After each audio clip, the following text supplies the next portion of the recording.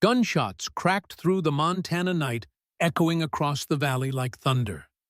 Eleanor Sullivan crouched low behind a fallen log, her breath forming clouds in the cold air.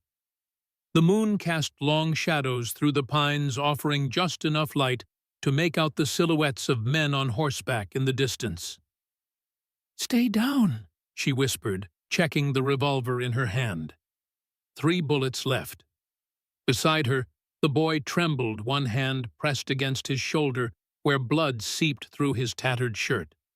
His face was pale in the moonlight, but his eyes, those were the eyes of someone who'd seen too much, for his 10 years remained determined.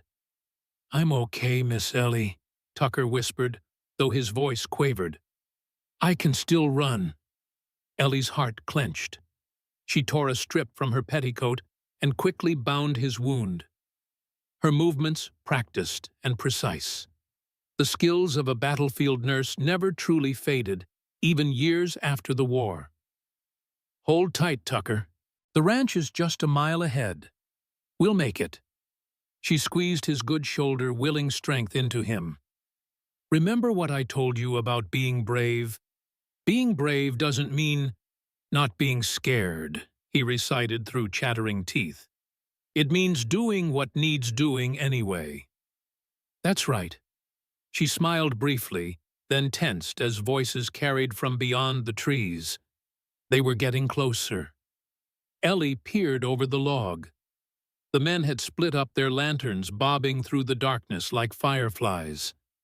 She counted 5 of them, led by Raymond Bishop, a man whose cruelty was as legendary as his tracking skills. "We need to move," she whispered. "Stay low and follow me." Together, they slipped deeper into the ravine, the sounds of pursuit growing distant behind them. Ellie's mind raced back to how it had all begun just 3 months ago, when she'd arrived in Clearwater with nothing but a medical bag and the desperate need for a fresh start. 3 months earlier, Sheriff Thomas Walsh studied the woman standing before his desk with undisguised skepticism. She wasn't what folks around these parts would call typical, not in her practical riding clothes, not in the way she held herself with quiet confidence, and certainly not in the determined set of her jaw as she placed a single silver dollar on his desk. "The Prescott Place," Eleanor Sullivan said, tapping the weathered notice pinned to his bulletin board. "I want it." Walsh leaned back in his creaking chair and tugged at his graying mustache. "That dollar won't even buy you a decent meal at Holbrook's Diner, Miss Sullivan, let alone a working ranch." "The notice says $1, she insisted, her finger tracing the faded print. "Property forfeited to the county. $1 to claim deed." The sheriff sighed, picking up the coin and turning it over in his calloused fingers. "That place hasn't brought anything but trouble to its owners, ma'am. Floods one season, drought the next. And there are stories." "I don't believe in ghost stories, Sheriff." "I'm not talking about ghosts." His voice dropped lower. "Captain Prescott was a good man, war hero, stood up to people most folks around here won't even whisper about. Then one night, 6 months back, he vanishes without a trace." He leaned forward. "You new to these parts, Miss Sullivan.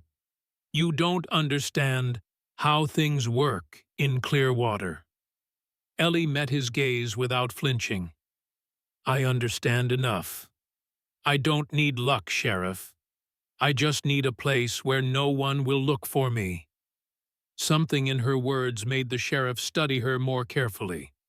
As she reached for the quill to sign the paperwork, her sleeve pulled back slightly, revealing old scars around her wrist, the kind made by shackles worn too long. His eyes narrowed, but he said nothing. "You running from the law, Miss Sullivan?"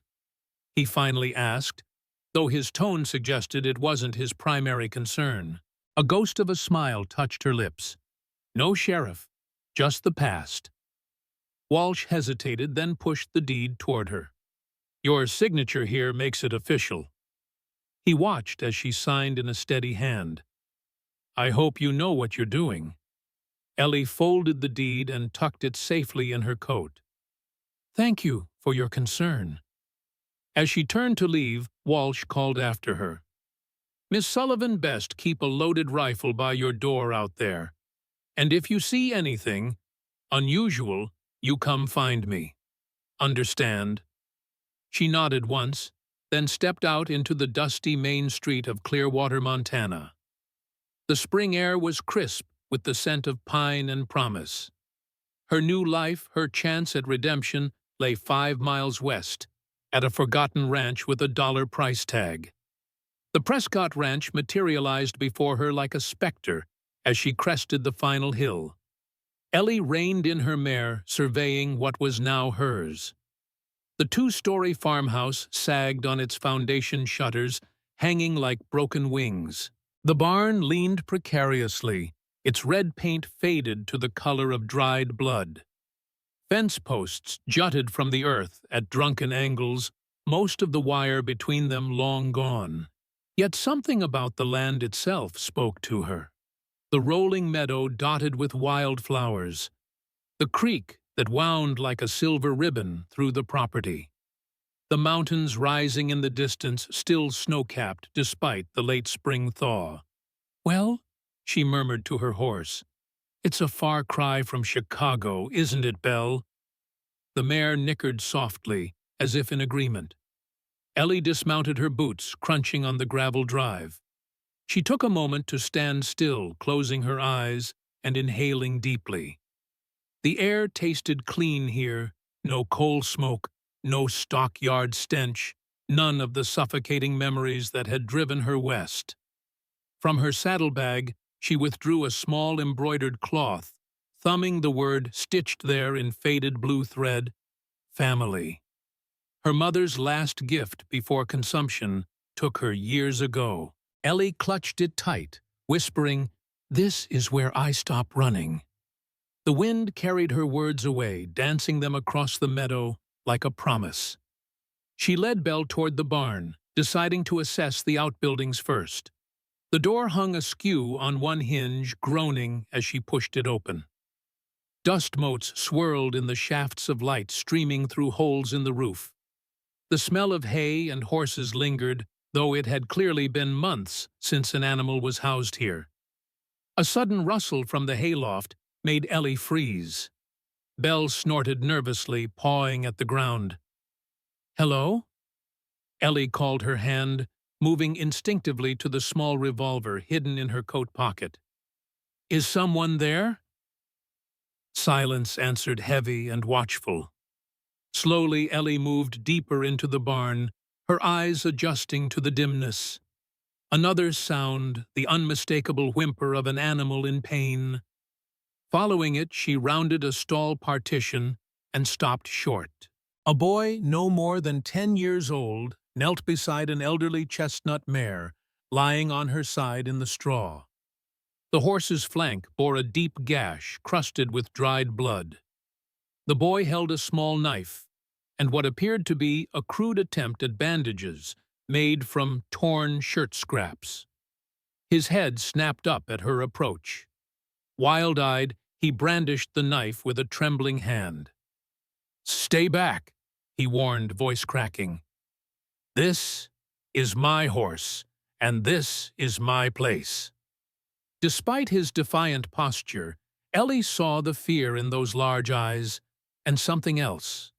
Recognition. He'd been watching her, perhaps, from the moment she arrived. Instead of responding to his threat, Ellie calmly set her medical bag on the ground and knelt, creating distance between them. She kept her voice soft, the same tone she'd used with frightened soldiers on blood-soaked battlefields.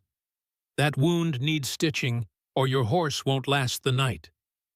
Confusion flickered across the boy's dirt-smudged face. He'd clearly expected her to shout or flee, not offer help.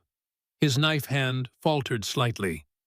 You know about horses." Suspicion laced his words.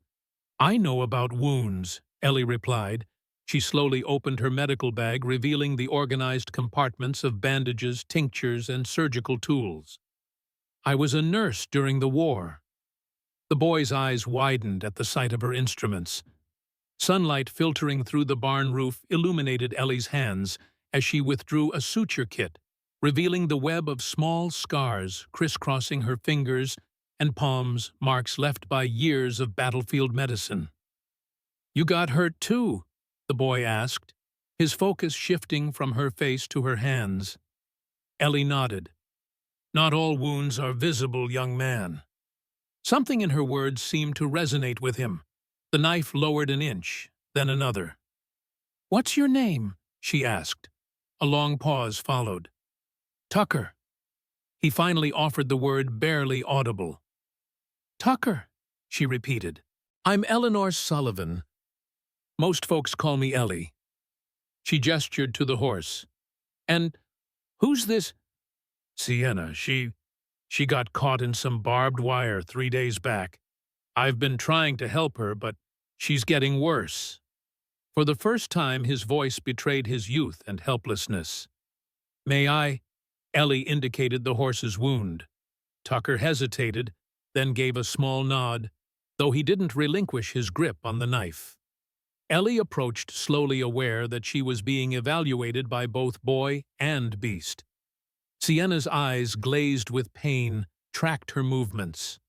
The mare was thin, too thin, but her coat, though dull, showed signs of regular brushing. Someone had been caring for her despite limited means. Examining the wound, Ellie clicked her tongue softly. "Infection's setting in, but we caught it in time." She glanced at Tucker. "I'll need clean water and something to start a small fire for boiling my instruments." "There's a pump out back," Tucker said, "and I've got matches." "Good.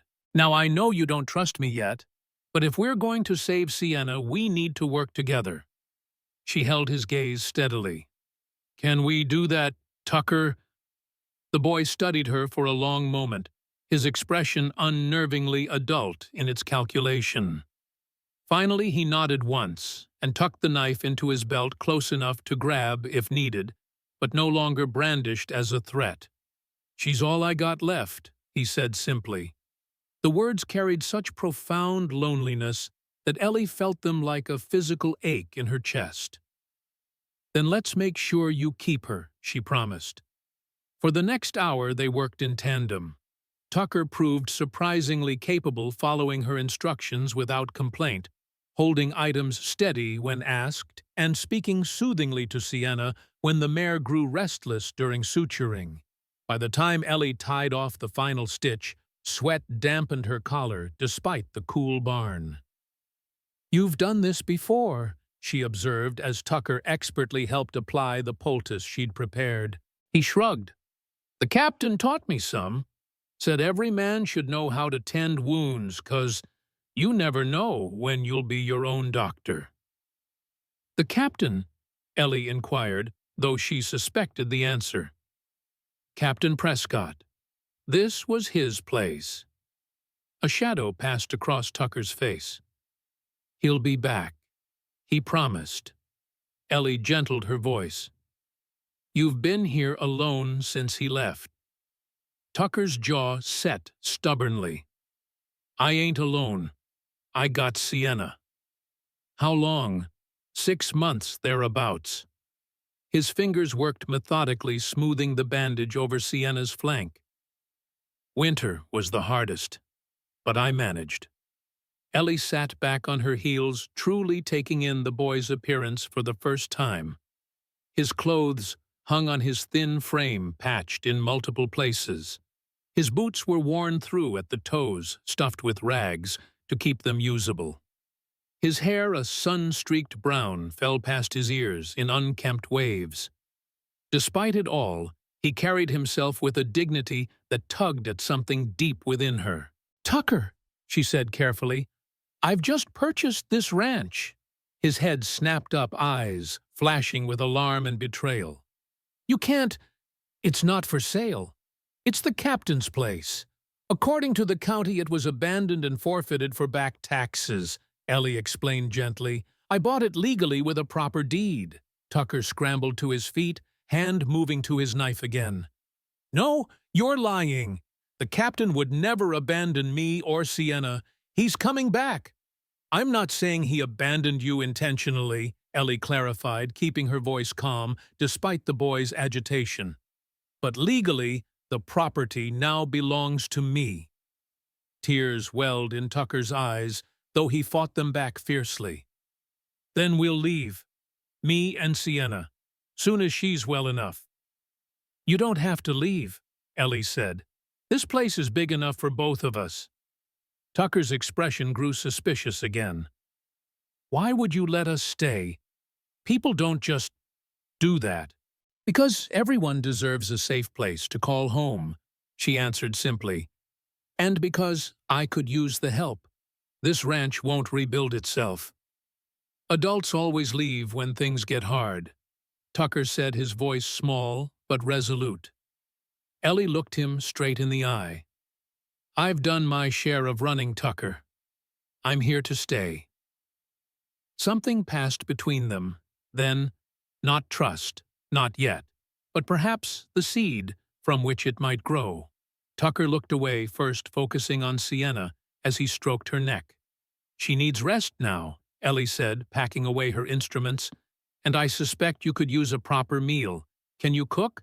Tucker shook his head. Not much. Beans mostly. Then it's fortunate I brought provisions. Come to the house when you're ready. No rush.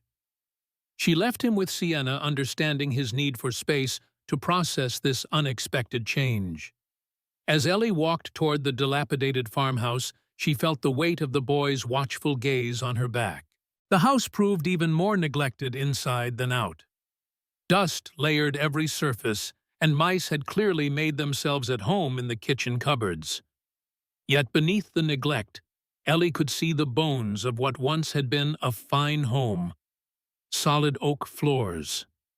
A large hearth in the sitting room. Windows positioned to catch both morning and evening light.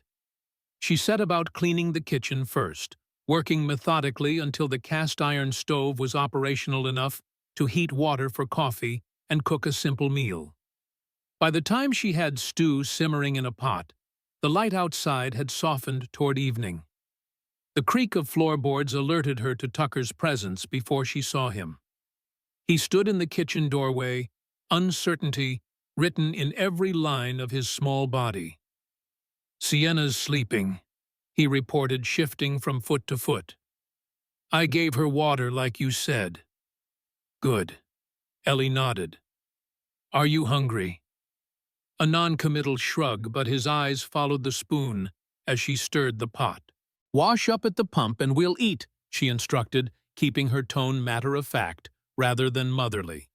Something told her this boy would balk at any hint of coddling. To her mild surprise, Tucker complied without argument. When he returned, face and hands pink from scrubbing, she had 2 bowls on the table. They ate in silence for several minutes, Tucker devouring his portion with the focused efficiency of someone accustomed to scarcity. There's more in the pot, Ellie said when he scraped his bowl clean. He hesitated only briefly before helping himself to seconds.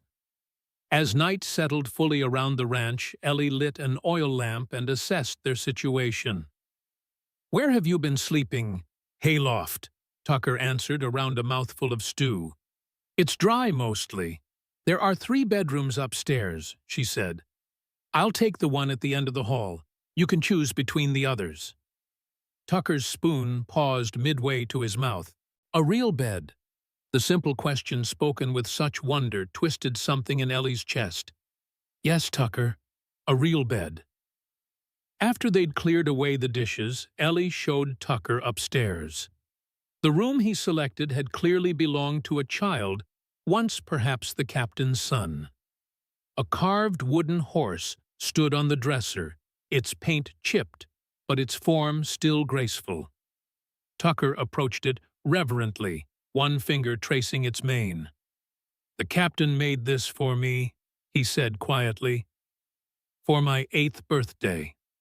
Ellie smiled. It's beautiful craftsmanship. He said every cowboy needs a good horse. Tucker continued, lost in memory. Even if it's just a wooden one to start. Ellie found clean linens in a trunk and helped Tucker make up the bed. As she turned to leave him for the night, he spoke again, his voice suddenly small and vulnerable in the lamplight.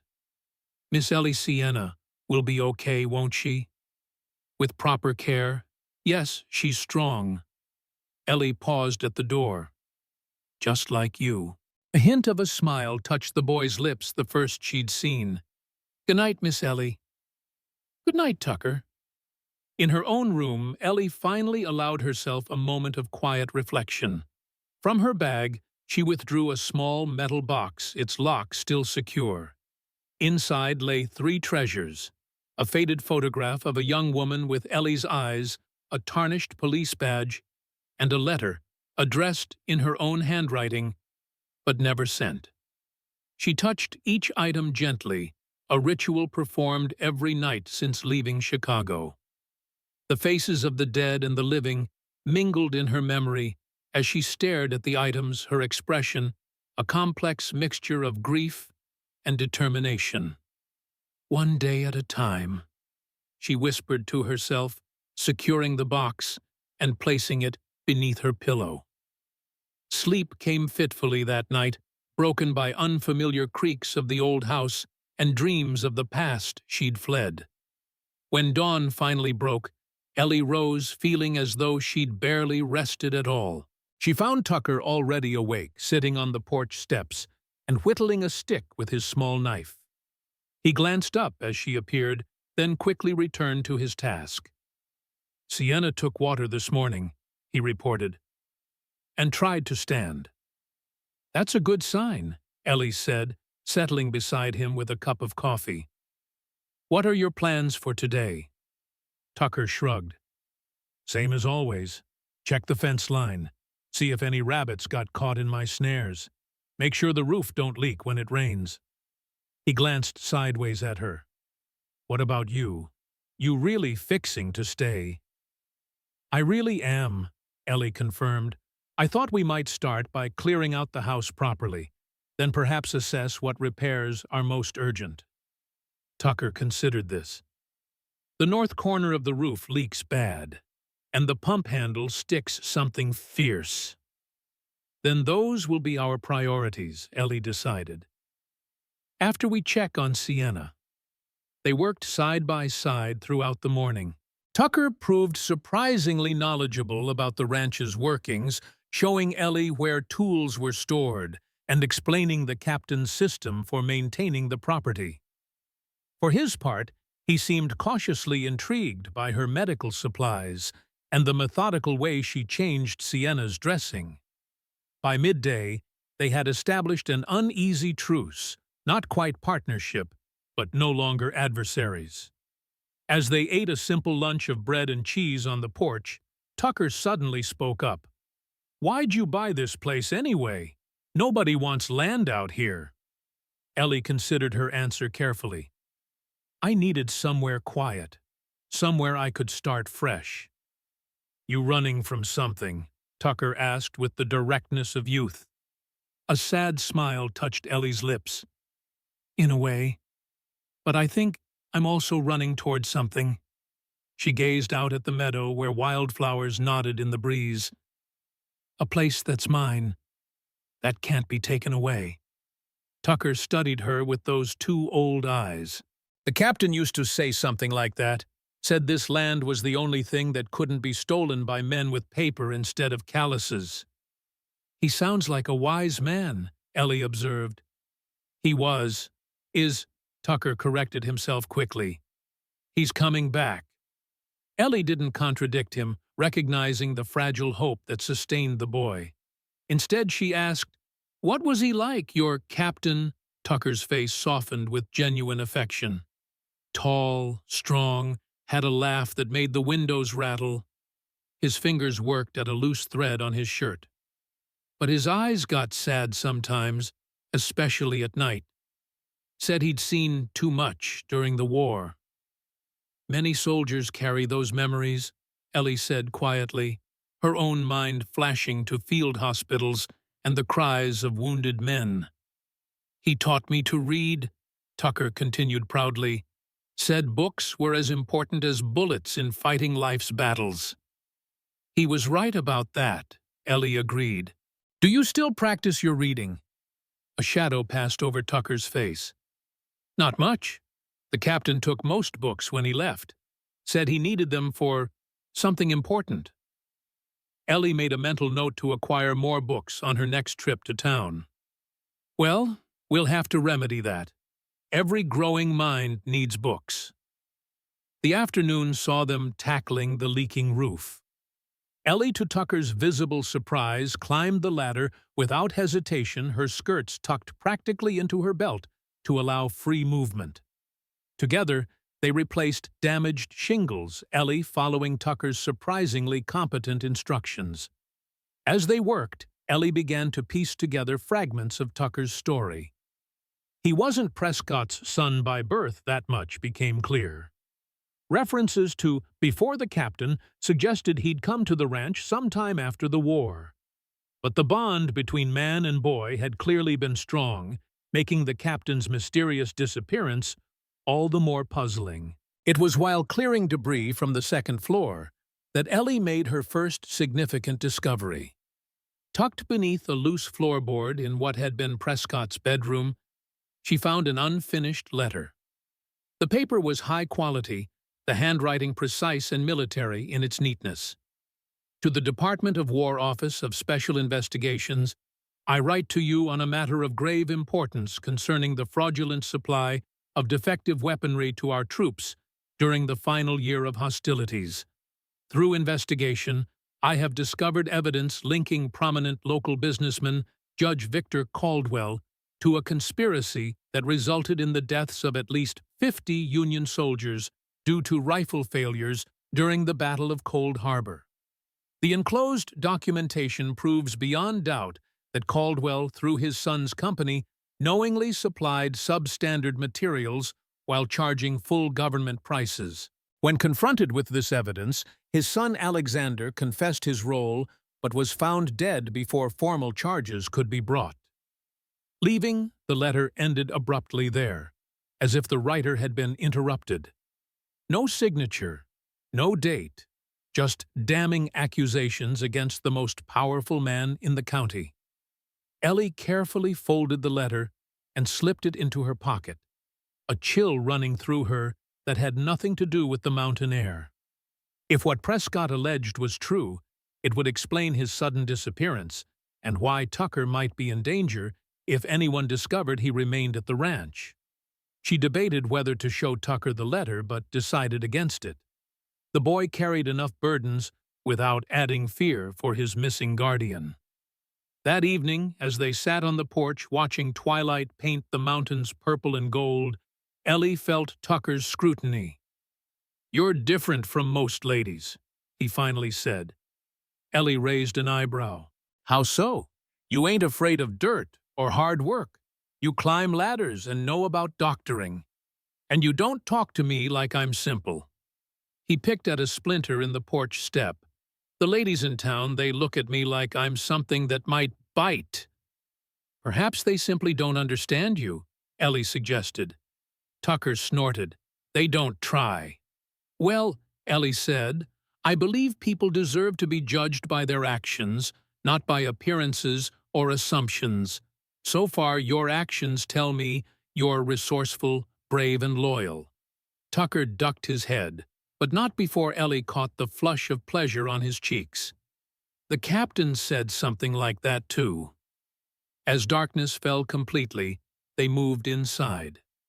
Ellie lit the lamps while Tucker built a fire in the hearth, another skill he performed with surprising competence. The dancing flames cast their shadows large against the walls, giving the neglected house a feeling of warmth it had clearly lacked for months. Ellie took out her mending kit and began repairing a tear in Tucker's spare shirt, his only other garment besides what he wore. The boy watched her nimble fingers with fascination. "Where'd you learn to be a nurse?" he asked. I volunteered when the war began, Ellie replied, her eyes on her work. I was 18 and thought I could make a difference. By the time I was 20, I'd seen more death than most see in a lifetime. Were you scared? Ellie paused, needle poised mid-stitch. Every day, but fear doesn't stop duty. She resumed her sewing. After the war, I worked in a hospital in Chicago. That's where I was before coming west. Why'd you leave? The question hung in the air, innocent yet piercing to the heart of secrets Ellie wasn't ready to share. She deflected gently. Sometimes we need new beginnings, fresh soil to plant our hopes. Tucker seemed to accept this, perhaps recognizing a fellow guardian of painful truths. He yawned widely, the day's exertions finally catching up to him. Off to bed with you, Ellie said, finishing the last stitch. We have more work tomorrow. For a moment, she thought he might assert his independence. Instead, he nodded suddenly, looking every bit his young age. At the foot of the stairs, he paused. Miss Ellie, thanks for helping Sienna. The simple gratitude warmed her more than the fire. You're welcome, Tucker. Sleep well. After he'd gone, Ellie sat alone by the dying embers, her thoughts turning to the letter hidden in her pocket, and what it might mean for their safety. Judge Caldwell's reputation had preceded him even to the county clerk's office, where hushed whispers painted him as a man whose influence stretched from the governor's mansion to the smallest homesteader's cabin. If Prescott had indeed gathered evidence against such a man, his disappearance took on darker implications. And if Caldwell suspected that evidence might still be hidden at the ranch, Ellie shivered despite the lingering warmth from the fireplace. Her hand moved instinctively to the small revolver she kept in her pocket, a habit formed in Chicago that had followed her west. 6 bullets, enough for immediate threats, but hardly sufficient against men with power and reach. Tomorrow, she decided she would learn more about Judge Caldwell and the mysterious circumstances of Captain Prescott's disappearance. Knowledge was its own form of protection. With that resolution made, Ellie banked the fire and retired to her room, the metal box once again cradled in her hands before sleep claimed her. The next week fell into a tentative rhythm. Each day, Ellie and Tucker tackled another aspect of the ranch's restoration, mending fences, clearing debris, coaxing the vegetable garden back from wilderness. Sienna's wound healed clean her strength, returning under their combined care. Tucker remained watchful, testing Ellie in subtle ways. He would mention a task, then wait to see if she followed through, or deliberately take longer with his chores, perhaps expecting her patience to snap. When neither materialized, when Ellie remained consistent in both word and deed, something in the boy began to soften. It showed in small ways a readiness to sit beside her at meals, an occasional smile that reached his eyes, the gradual lengthening of their evening conversations. He was like a wild creature, Ellie thought, slowly deciding whether to trust the offered hand. On the 8th day, Ellie announced her intention to ride into town for supplies. I need fabric nails, seeds for planting, and proper food, she explained over breakfast. We can't live on beans and biscuits forever. Tucker's face fell. You're leaving. The alarm in his voice told her volumes about his abandonment fears. Just for the day, she assured him. I'll be back before sunset. He studied her with naked skepticism. People say that. Then they don't come back. Tucker, Ellie said gently, I've left my medical bag here with all my surgical tools. Do you think I'd abandon those? He considered this argument, then shook his head slowly. Besides, she continued, who would help me fix that barn door if you weren't here? I certainly can't lift it alone. A tiny smile tugged at his lips. Reckon not. I'd like you to check Sienna's stitches while I'm gone and change her dressing, Ellie instructed, giving him responsibility rather than platitudes.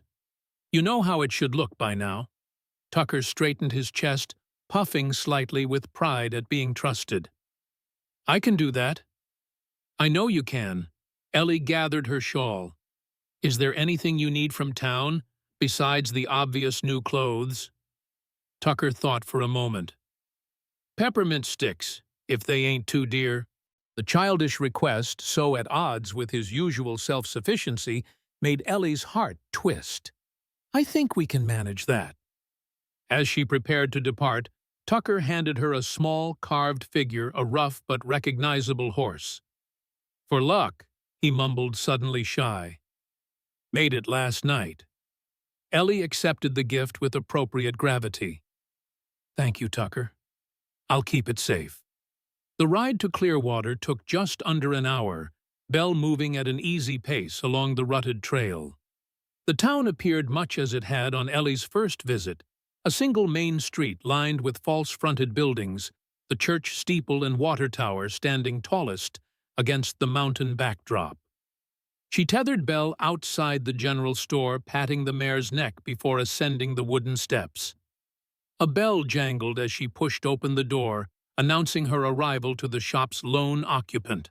An elderly woman looked up from behind the counter, her silver hair pulled into a neat bun, wire-rimmed spectacles perched on her nose. Her keen eyes assessed Ellie with undisguised curiosity. "Good morning," the woman greeted. "Don't believe we've met. I'm Sophia Green. This is my establishment." "Eleanor Sullivan," Ellie replied, extending her hand. "I've recently acquired the Prescott Ranch." Sophia's eyebrows rose above her spectacles. "Have you now? That's interesting." She clasped Ellie's hand firmly, a handshake between equals rather than the delicate touch many ladies affected. "You're the talk of Clearwater, Miss Sullivan. Not many women buy property on their own, especially not way out there." "I prefer solitude," Ellie said simply. "Clearly." Sophia's shrewd gaze swept over Ellie's practical attire and work-roughened hands. "What can I help you with today?" Ellie presented her list, and Sophia set about gathering the items with efficient movements that belied her age. As she worked, she offered commentary on each product, which flour made the best biscuits, which nails would hold against Montana winters, which seeds thrived in the rocky soil. "You've been in Clearwater long?" Ellie inquired, accepting a bolt of sturdy cotton. 42 years, Sophia confirmed. "Came out with my husband after the Mexican War. He passed on 15 years back." Something in her tone suggested there was more to that story, but she didn't elaborate. Instead, she paused, adjusting her spectacles. "Folks say you're living out there alone, Miss Sullivan." It wasn't quite a question, but the implication was clear. Ellie chose her words carefully. The property had a caretaker, a boy who's been looking after things since Captain Prescott left. Understanding dawned in Sophia's eyes. "Tucker Winters, so he's still out there." She lowered her voice. "Many thought he'd perished over the winter. The boy refused help, you know. Said the captain would be back and wouldn't want strangers on his land." "He's very loyal," Ellie acknowledged. "That he is." Sophia's expression softened.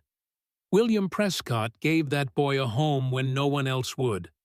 Taught him to read and ride. Treated him like a son." She sighed. "It broke many hearts when the captain disappeared like that. He was a good man. One of the few who'd stand up to—" She stopped abruptly, glancing toward the door, as if checking who might overhear. Ellie seized the opening. "Mrs. Green, what happened to Captain Prescott Tucker believes he'll return, but—" Sophia busied herself with measuring fabric, her voice dropping further. "Official story is he abandoned his property, couldn't keep up with taxes. But those who knew William know better." She leaned closer across the counter.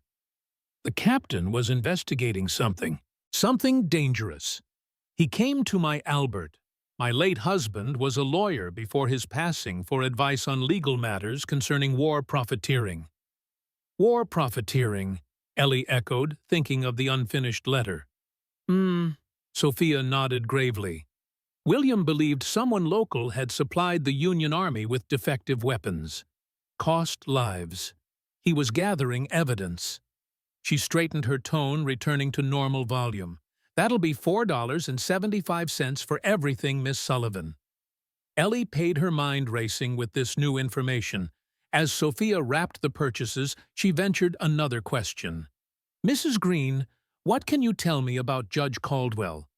The temperature in the store seemed to drop several degrees. Sophia's hands stilled momentarily before resuming their work with deliberate care. Judge Victor Caldwell, she said, her tone neutral but her eyes sharp, is the most powerful man in 3 counties. Owns the bank, the sawmill, and half the water rights from here to Helena. His family's been in Montana since before it was Montana. She tied the final package with string, then looked directly at Ellie.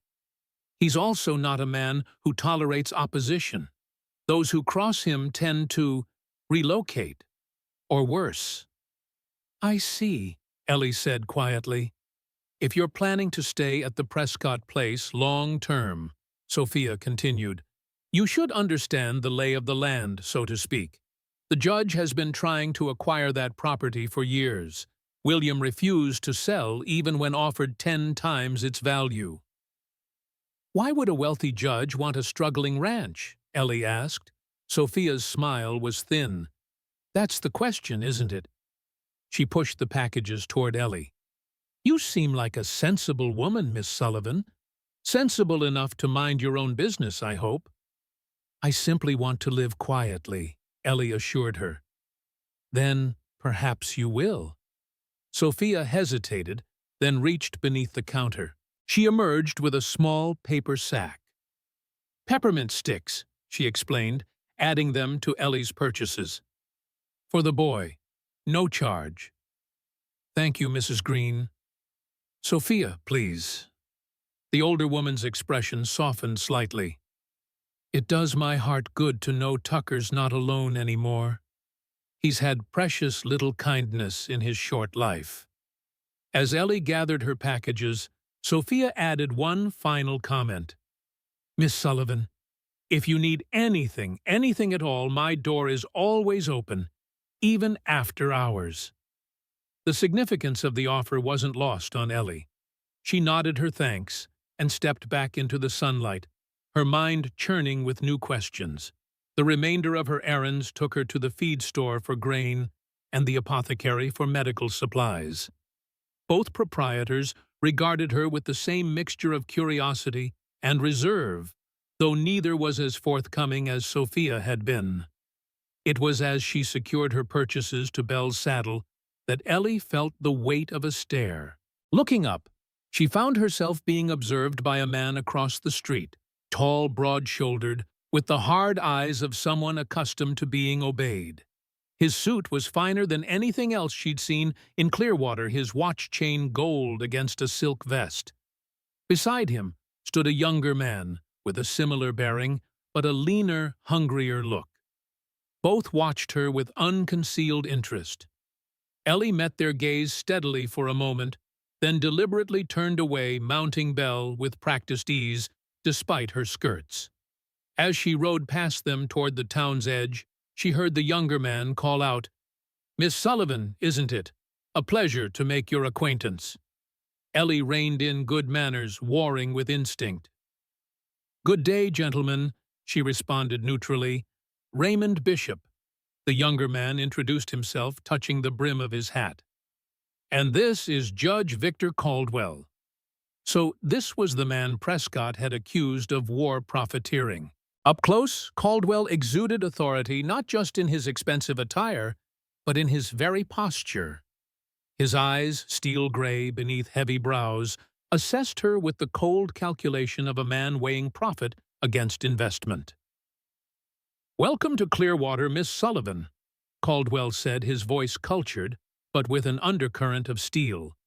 I understand you've acquired the old Prescott property. I have, Ellie confirmed, keeping her tone pleasant but reserved. Interesting choice for a single woman, Caldwell observed. Remote, dilapidated. Not much to recommend it. I find it suits my purposes. Indeed, a thin smile that never reached his eyes. Should you find those purposes changing, Miss Sullivan, I would be interested in discussing the property. I've had my eye on it for some time. I'm not looking to sell Judge Caldwell, Ellie replied evenly. Not now, perhaps. He stepped closer to her horse, one hand resting casually on Belle's neck. The gesture seemed friendly, but felt vaguely threatening, a reminder that he could touch what was hers without permission. But ranching is difficult work. Montana winters are harsh. A woman alone might find herself overwhelmed. I'm not easily overwhelmed, sir. Bishop chuckled, the sound devoid of humor.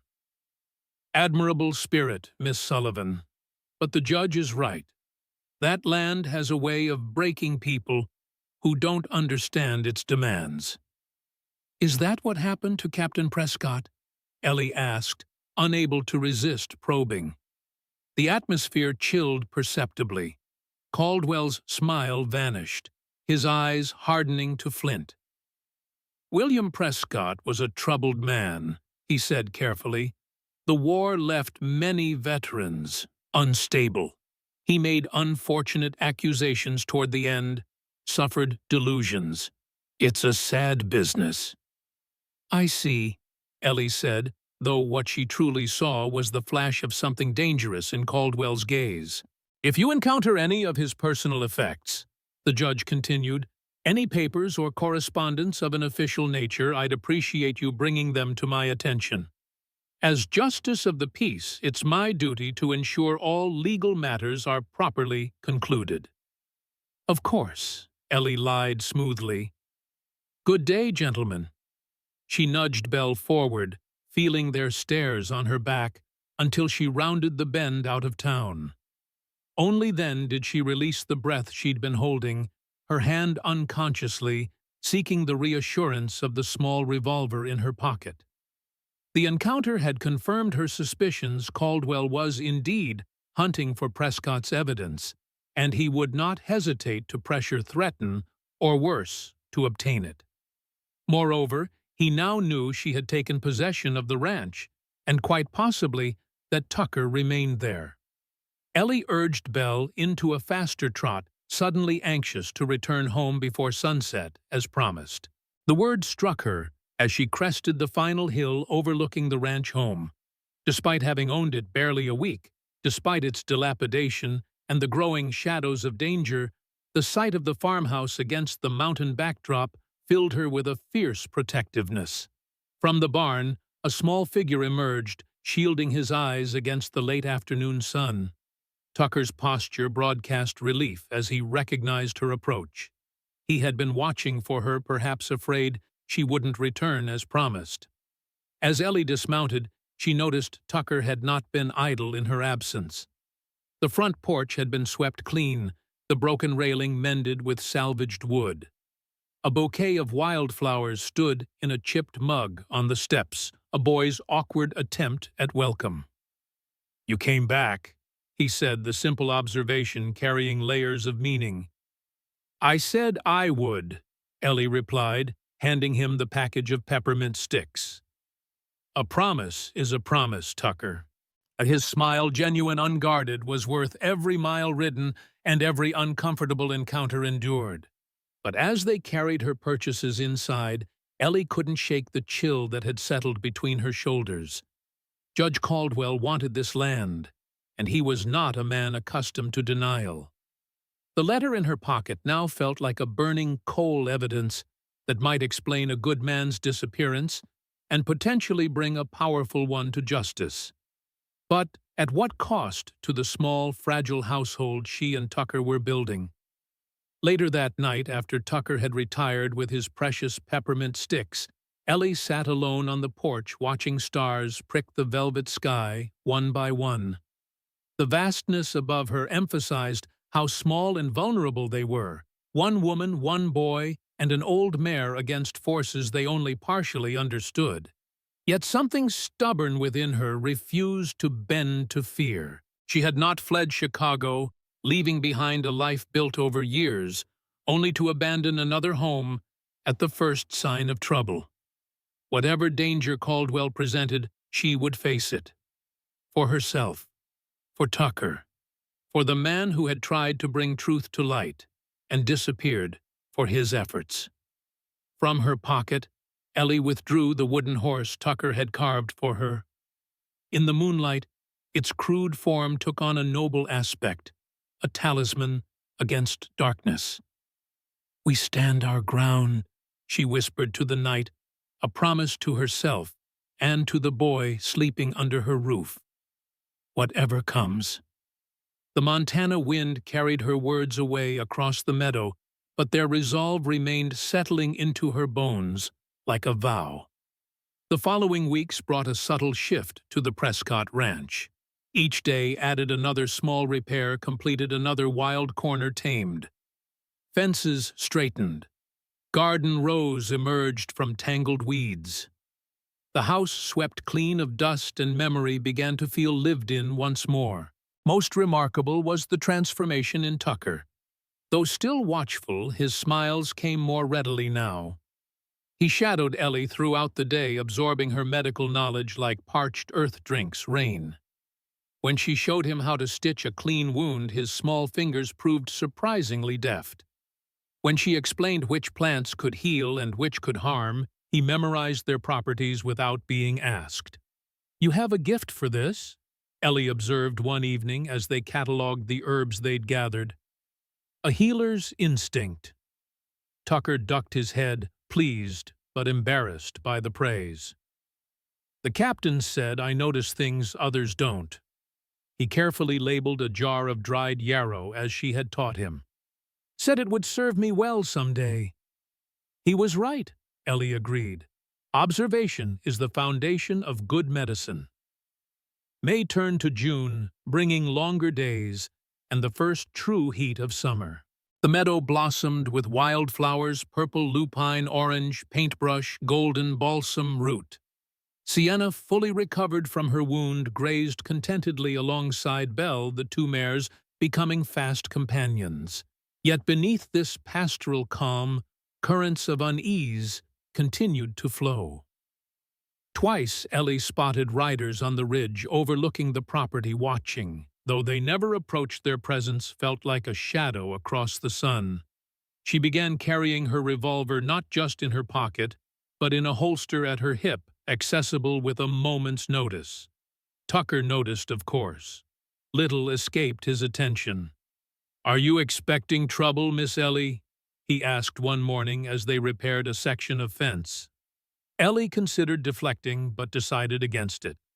The boy had survived this long, partly because of his ability to sense danger.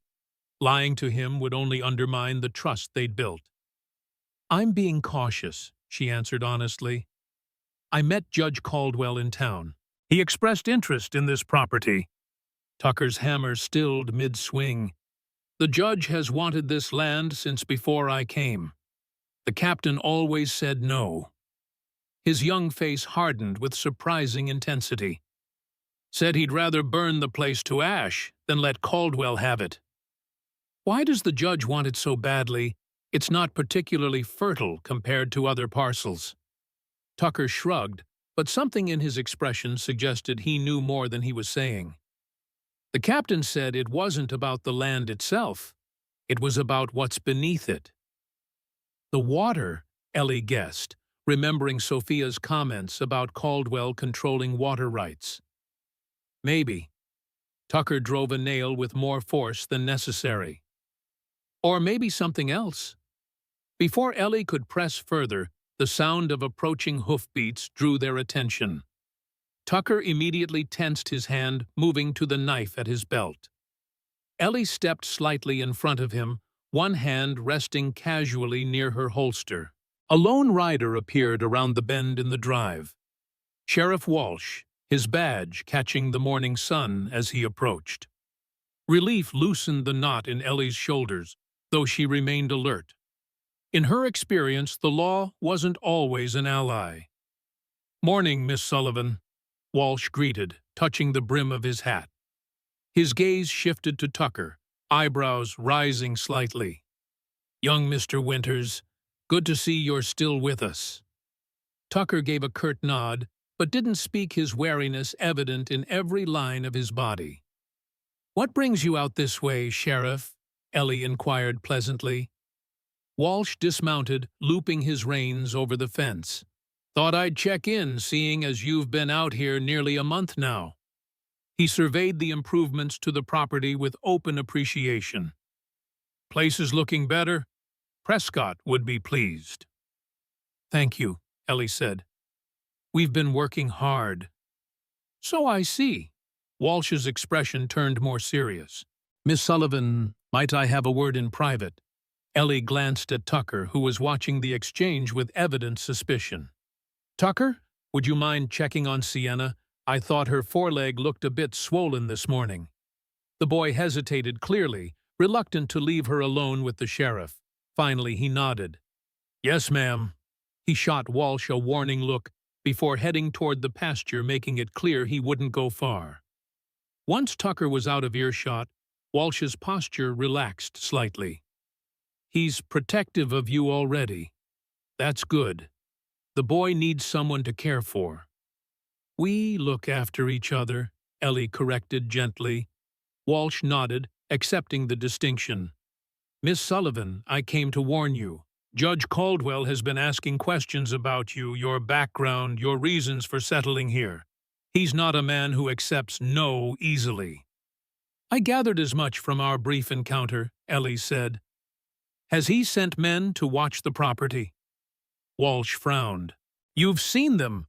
Ridge watchers, never close enough to confront." The sheriff rubbed his jaw, clearly troubled. "I expected as much. Bishop's men, most likely." "Raymond Bishop." "We've met," Ellie interjected. "The judge's associate." "Associate is one word for it," Walsh said grimly.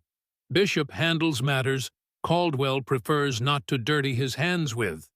He was a hired gun during the range wars before the judge gave him respectability."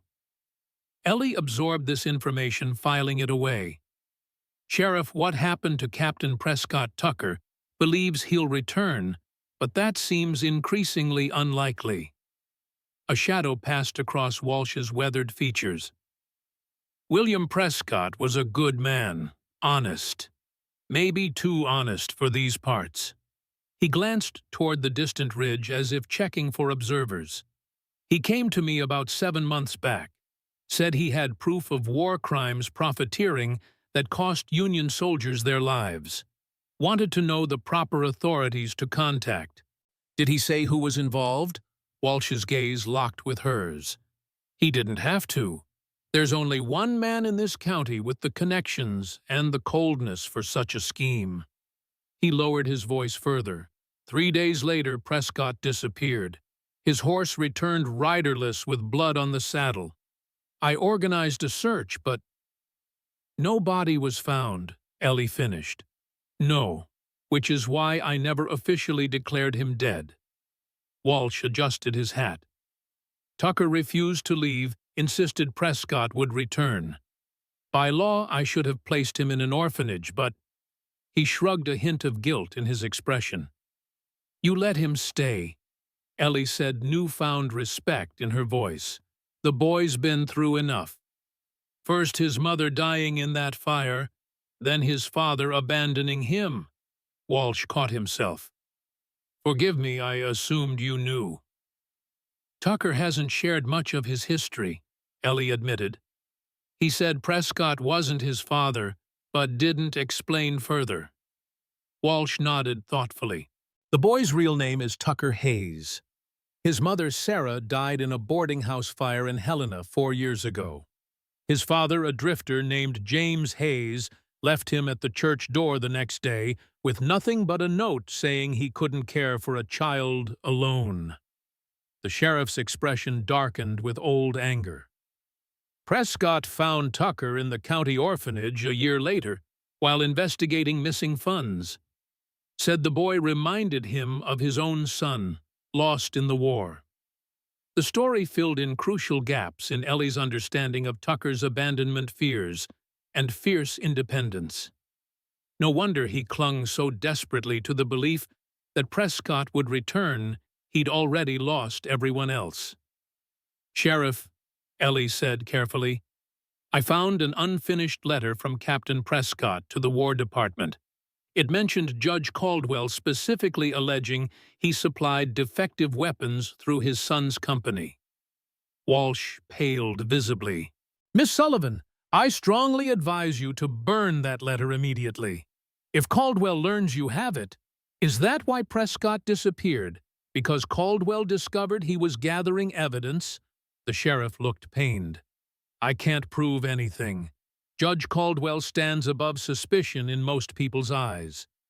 His son Alexander's suicide last year was publicly attributed to melancholia, but rumors suggested other causes, such as Alexander apparently developed a conscience about the family business practices, became unstable according to the official account, was found with his throat cut in his office by his own hand, the coroner ruled." Walsh's tone made it clear he had doubts. Within a month, Prescott began his investigation. Ellie considered the implications. The judge believes Prescott hid evidence here on the ranch. That's why he wants the property. "I believe so, and now that you've taken possession—" Walsh let the thought hang unfinished. "He'll assume I either have the evidence or might discover it," Ellie concluded. "Precisely." The sheriff straightened, his official manner returning. "Miss Sullivan, I can't officially advise you to arm yourself or fortify your property against a respected citizen like Judge Caldwell." "Of course not," Ellie agreed, understanding the careful line he walked. "However," Walsh continued, "I would be remiss not to mention that Mrs. Green at the general store stocks excellent ammunition, and Dr. Howard at the infirmary is discreet about treating injuries that might otherwise raise questions." He met her gaze directly. "Prescott trusted both of them. So do I." The message was clear: allies existed, but openly opposing Caldwell was dangerous even for the sheriff. "Thank you for the information, Sheriff Walsh," Ellie said. "I appreciate your candor." Walsh nodded, then looked toward the pasture where Tucker was pretending to examine Sienna while obviously watching their conversation. "That boy deserves a chance at happiness," he said quietly. "Prescott gave him the first real home he'd known. I'm glad he's found another with you." Something warm unfurled in Ellie's chest at the words acknowledgement that what she and Tucker were building mattered. "We are managing," she said simply. "Good." Walsh mounted his horse with the ease of a man who'd spent a lifetime in the saddle. "I'll be by again when I can. If you need anything before then—" He hesitated, lowering his voice. "3 shots in the air. I'll hear it, or someone who'll tell me will." With a final nod, he turned his mount and rode back toward town, leaving Ellie with much to consider. Tucker approached as soon as the sheriff was out of sight. "What did he want?" he demanded, suspicion evident in his tone. Ellie chose honesty again. "To warn me about Judge Caldwell, and to let me know we have some friends in town if we need them." Tucker processed this, then asked the question Ellie knew had been gnawing at him. "Did he say anything about the captain?" Compassion welled within her. This boy who had endured so much loss still clung to hope with a tenacity that both inspired and saddened her. "He said Captain Prescott was a good man who may have uncovered something dangerous," she answered carefully. "Something that powerful people wanted to keep hidden." Tucker nodded, unsurprised. "That's why he made me memorize where all the water caves are. Said if anything happened to him, I should only tell someone I trusted completely." His gaze, suddenly old beyond his years, fixed on Ellie. "He said I'd know that person by how they treated Sienna when they thought nobody was watching." The implicit trust in his words left Ellie momentarily speechless. All this time, Tucker had been evaluating her using criteria Prescott had established before his disappearance. "These water caves," she said once she found her voice. "Are they natural formations?" Tucker shook his head. "The captain said they were made by the people before tunnels and rooms under the ground, where water flows all year, even in drought. That's why this land stays green when others brown. An underground water system ancient by the sound of it. If such a resource existed beneath the ranch, Caldwell's interest made perfect sense. In the arid West, water rights were worth more than gold, especially to a man expanding his influence. "Tucker," Ellie said carefully, "would you be willing to show me these caves?" The boy studied her face, making some internal calculation. Finally, he nodded. "Tonight. It's safer in darkness." As dusk settled across the land, Tucker led Ellie to a seemingly ordinary outcropping of rocks behind the barn.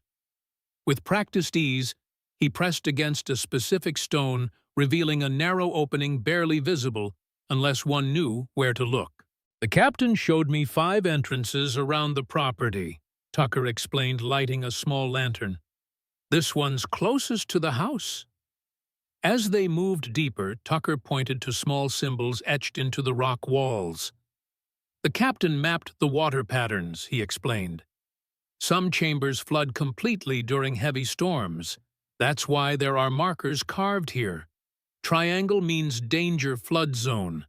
Circle means safe passage year-round. The people before knew which parts to avoid, and the captain learned from them.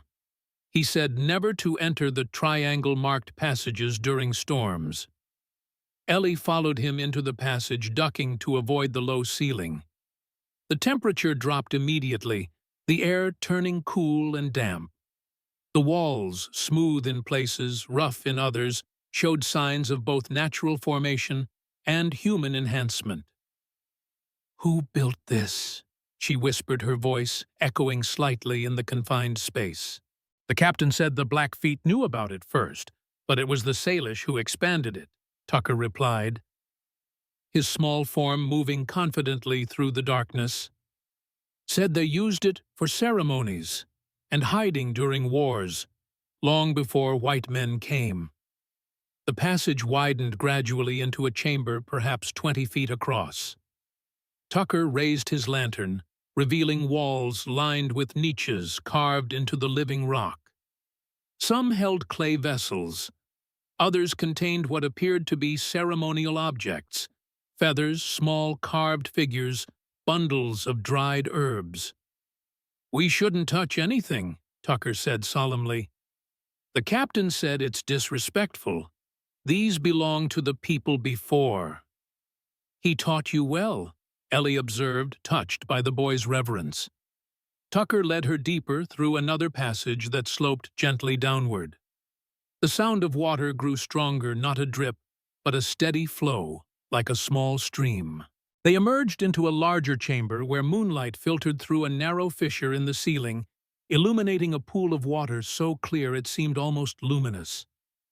"It comes from the mountain snowmelt," Tucker explained, his voice hushed in the sacred space.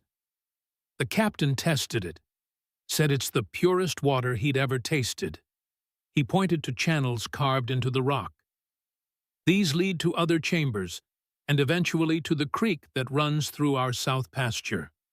But even in the driest summers, this pool never empties."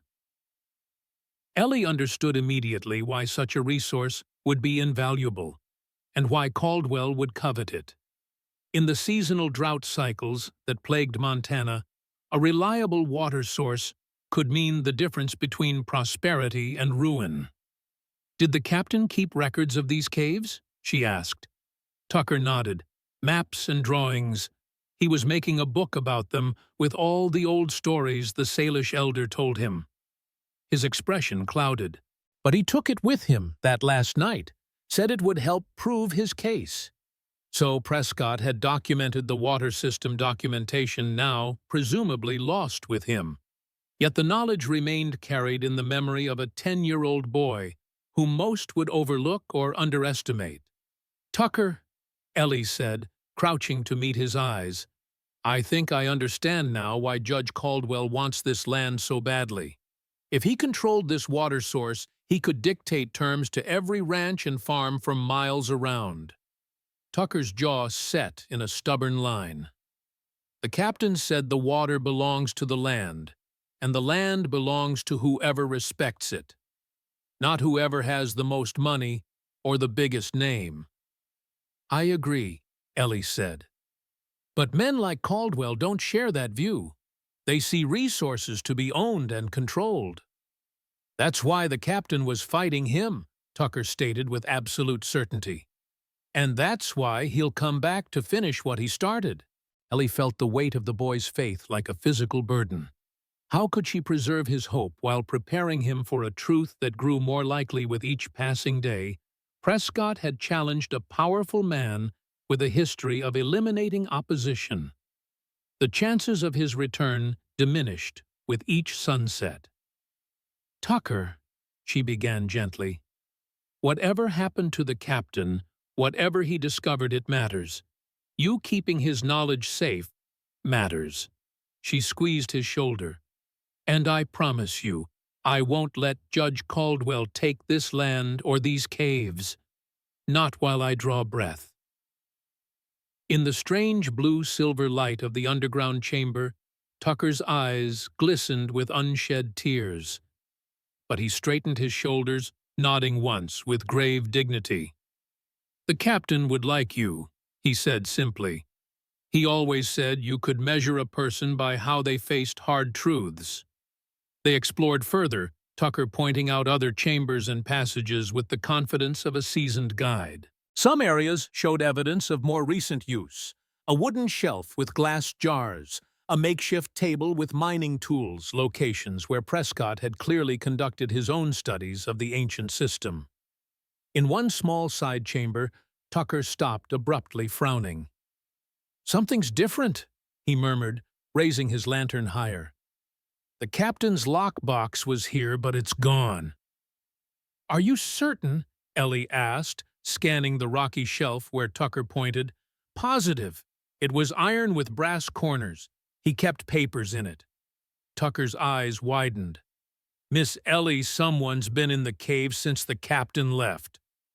A chill that had nothing to do with the underground temperature ran through Ellie. Recently, Tucker examined the dust on the shelf, his tracking skills evident in his methodical assessment. "Hard to tell. Could be months, could be weeks." He looked up, fear flickering in his expression. "If they found one entrance—" "They might find others," Ellie finished. "We should go back, Tucker, now." They retraced their steps with greater urgency, Ellie's mind racing. If Caldwell's men had already explored the caves, they knew the value of what lay beneath the ranch. Yet they continued to pressure her to sell, rather than simply taking the property by force. Why? The answer came as they emerged into the cool night air: legal ownership. Caldwell was a judge, a man who maintained a veneer of respectability. Outright violence would undermine the carefully constructed image he'd built. He needed the property transferred legitimately with signatures and witnesses, which meant, for now at least, she and Tucker were safe from direct harm. But that safety balanced on the knife edge of Caldwell's patience and his confidence that he could eventually pressure her into selling. "Tucker," Ellie said as they walked back toward the house, "I think we should keep our knowledge of the caves between ourselves for now. Not mention them to anyone, not even Sheriff Walsh." Tucker nodded solemnly. "The captain said the same thing. Said sometimes the only way to protect something is to act like it doesn't exist." The wisdom in the boy's words. Prescott's wisdom carried forward struck Ellie deeply. "Your captain was a perceptive man." "He still is," Tucker corrected automatically, his faith unwavering. Ellie didn't contradict him. The following days found Ellie more vigilant than ever. She established new routines with Tucker's signals, and safe words hiding places to use if strangers approached regular checks of the property boundaries. The boy absorbed these precautions without question, his own survival instincts recognizing their necessity. One morning, as they worked in the vegetable garden, Ellie had coaxed back to productivity. The sound of an approaching wagon drew their attention. Tucker tensed immediately, hand moving to the small knife he wore at all times. "Easy," Ellie cautioned, though her own pulse quickened. She subtly checked the revolver at her hip as she stood brushing soil from her apron. The wagon that appeared around the bend wasn't the sleek black conveyance she'd feared might belong to Caldwell or Bishop. Instead, it was a practical farm wagon driven by an elderly man with a full, white beard. Beside him sat a woman Ellie recognized Sophia Green from the general store. "It's all right," she told Tucker. "Mrs. Green from town. I met her during my supply run." Some of the tension left Tucker's small frame, though he remained watchful as the wagon pulled up before the house. "Good morning, Miss Sullivan," Sophia called cheerfully. "Hope we're not intruding on your day." "Not at all," Ellie replied, moving to meet them. "This is a pleasant surprise."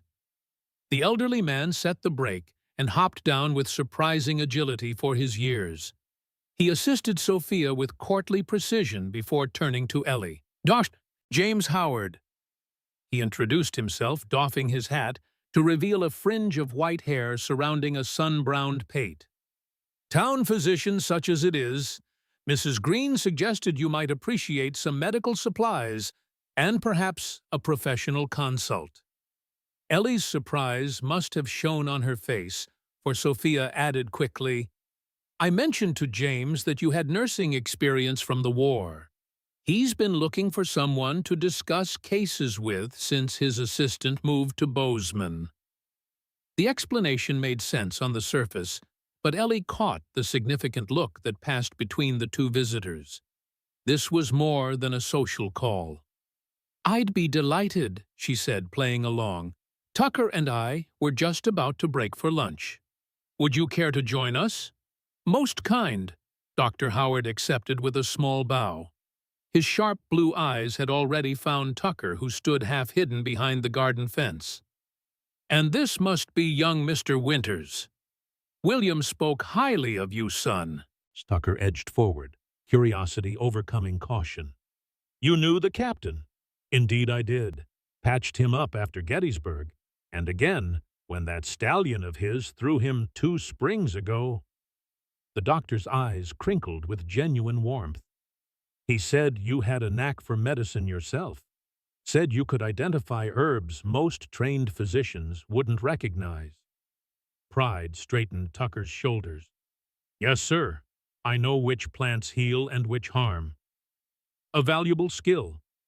Howard nodded approvingly. "Perhaps you'll show me your collection after lunch."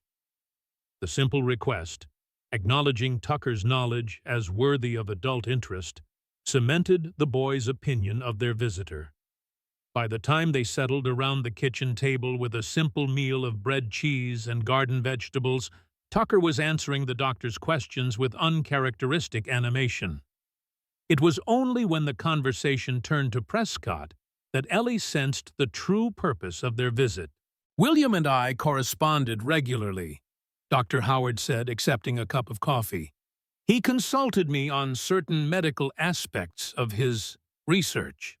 "Research into war profiteering," Ellie stated directly, watching both visitors' reactions. Neither seemed surprised by her knowledge. Sophia nodded, glancing toward the windows as if checking for observers. William discovered that the rifles failing during critical battles had a manufacturing flaw, intentionally substandard metal in the firing mechanisms, she explained in a low voice. When they overheated, they would jam or misfire. He traced the supply chain back to Alexander Caldwell's company. "The judge's son," Ellie clarified. Dr. Howard's expression darkened. Alexander was troubled by what his father had orchestrated. He began drinking heavily, became erratic. Shortly before his death, he sought me out for sleeping powders. He was a nervous wreck, said he couldn't live with what they'd done, that the ghosts of dead soldiers visited him nightly. The official report called it suicide, Ellie recalled. So Judge Caldwell insisted, Howard confirmed grimly. But I've seen many self-inflicted wounds in my years of practice. Alexander's throat was cut with a precision that would be difficult to achieve in the throes of despair. Moreover, there were defensive wounds on his hands that the coroner conveniently overlooked.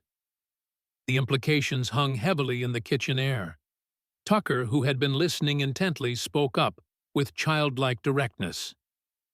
The judge killed his own son. Sophia and Howard exchanged glances. We can't prove anything, Sophia said carefully, but William believed Alexander was silenced because he was about to confess everything to federal authorities. After Alexander's death, William accelerated his investigation, gathering documentation, sworn statements from factory workers, shipping manifests. Evidence that would implicate Judge Caldwell directly? Ellie concluded. Howard nodded. William came to me the night before he disappeared. He'd compiled everything into a comprehensive report bound for Washington. He seemed concerned about being followed. I offered him a place to stay in town, but he insisted on returning to the ranch to you, he added, looking at Tucker. The boy's eyes widened. He came back that night I was asleep. He mentioned looking in on you before continuing his journey at first light, the doctor confirmed. Said you were sleeping soundly. Tucker's face crumpled with sudden anguish. If I'd been awake, I could have gone with him. I could have helped. Ellie placed a gentle hand on his shoulder. Tucker, no. If you had been with him when he was ambushed. She let the sentence trail off, but its meaning was clear. Tucker might have shared Prescott's fate, whatever that had been. Miss Sullivan is right, Sophia said softly. William would never have forgiven himself if harm came to you. He loved you like a son. Tucker fought visibly for composure, blinking back tears. After a moment, he looked up with renewed determination.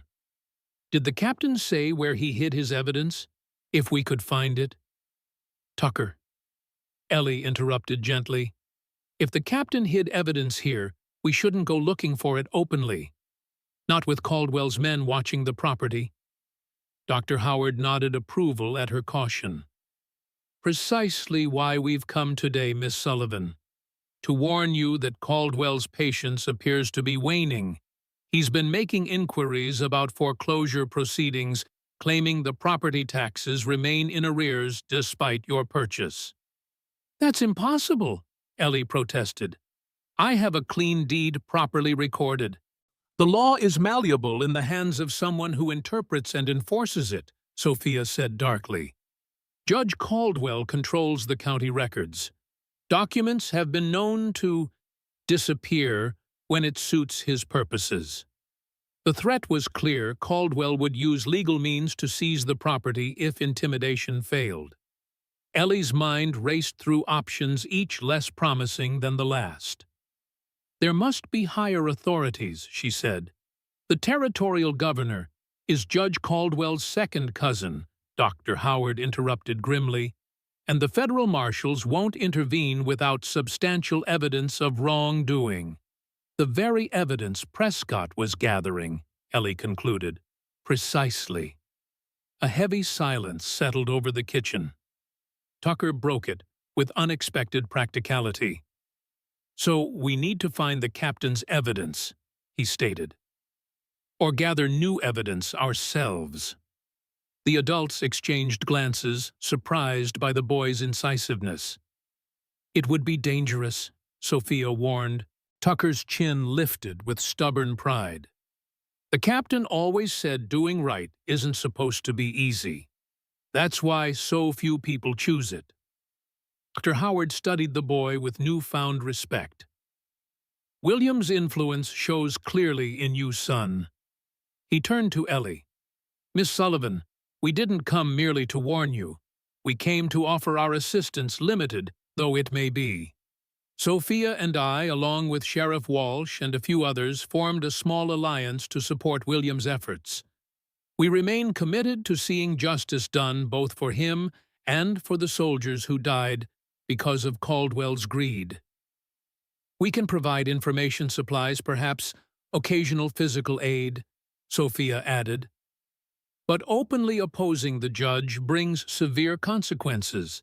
My late husband learned that when our timber claim was suddenly misplaced after Albert refused to support Caldwell's bid for territorial judge. I understand, Ellie assured them. Any help you can provide is appreciated, but I won't ask you to risk yourselves unnecessarily. Dr. Howard reached into his coat and withdrew a small package wrapped in oilcloth. Medical supplies, laudanum, quinine, surgical silk, items that might raise questions if purchased regularly at the apothecary. He placed it on the table, and this. From inside his vest, he produced a small revolver, newer and better maintained than Ellie's own. William asked me to hold this in case, he glanced at Tucker, modifying his words, in case it was ever needed at the ranch. It seems that time has come. Ellie accepted the weapon, checking its action with practiced ease that drew raised eyebrows from their visitors. My late father believed daughters should know how to protect themselves, she explained simply. A progressive thinker, Sophia observed with approval. Miss Sullivan, there's one more matter we should discuss, though it's rather delicate. She glanced meaningfully at Tucker. Understanding the hint, Ellie turned to the boy.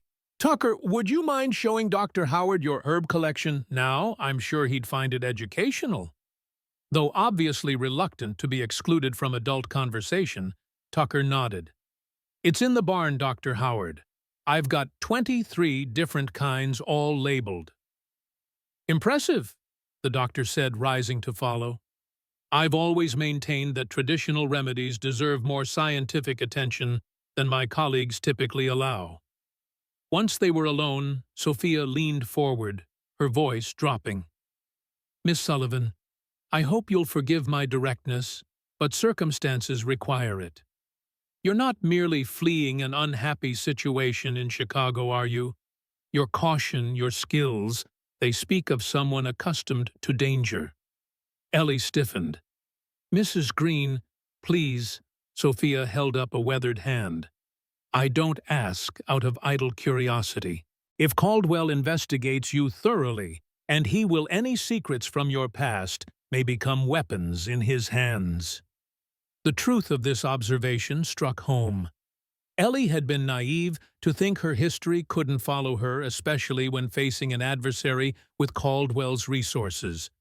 After a long moment, she reached a decision. From her pocket, she withdrew a key, then excused herself briefly. When she returned, she carried the metal box Tucker had sometimes seen her with at night. What I tell you must remain in strictest confidence, Ellie said as she unlocked the box. Not even Tucker should know for his own protection as much as mine. You have my word, Sophia promised.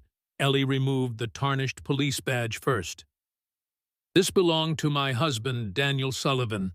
He was a police detective in Chicago. She traced the badge's edge with one finger. At first, I was proud of his work. He spoke passionately about justice, about protecting the innocent. It was only after we married that I discovered his true nature. He was abusive, Sophia guessed.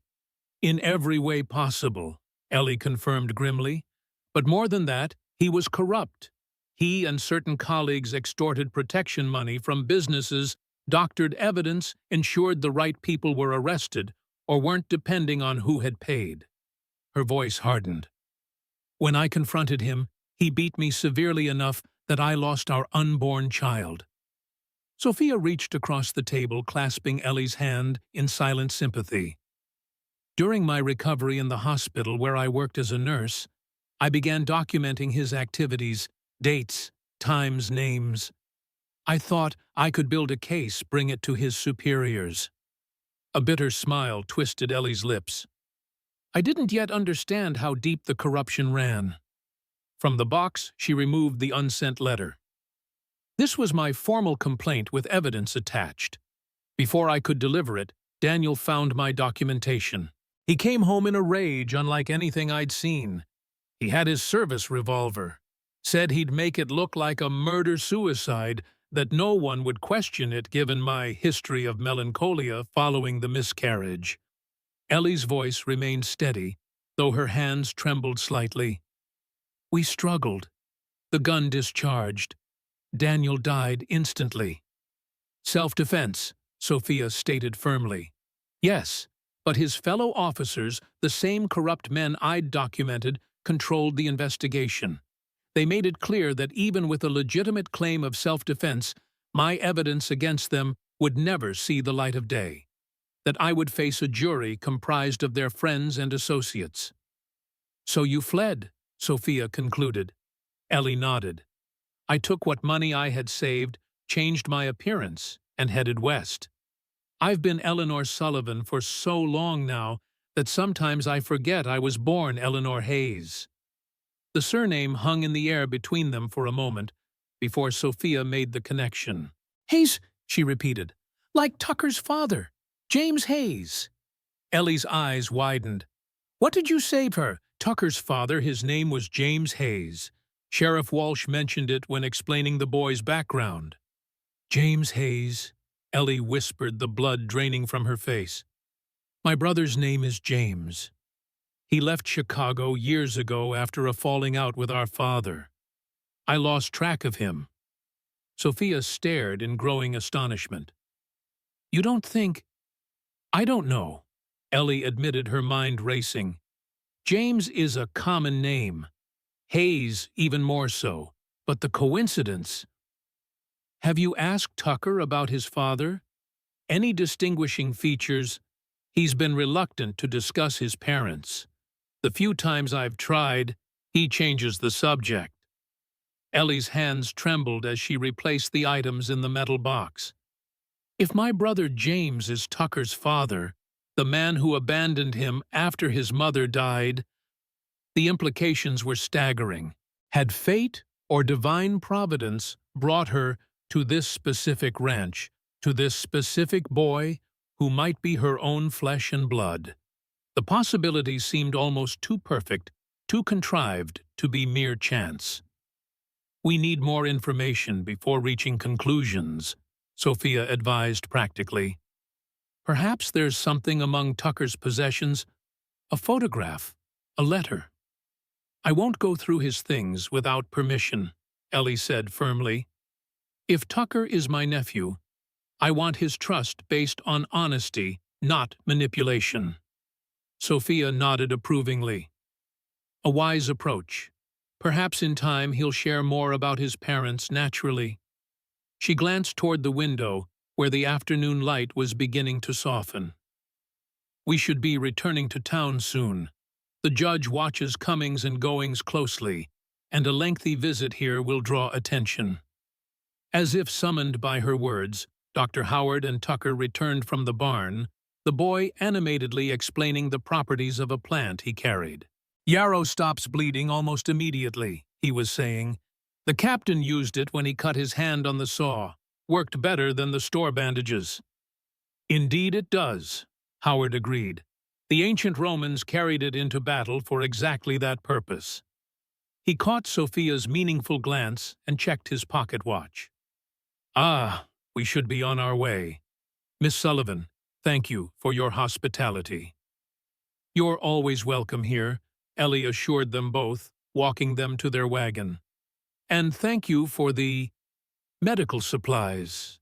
Dr. Howard understood her meaning perfectly.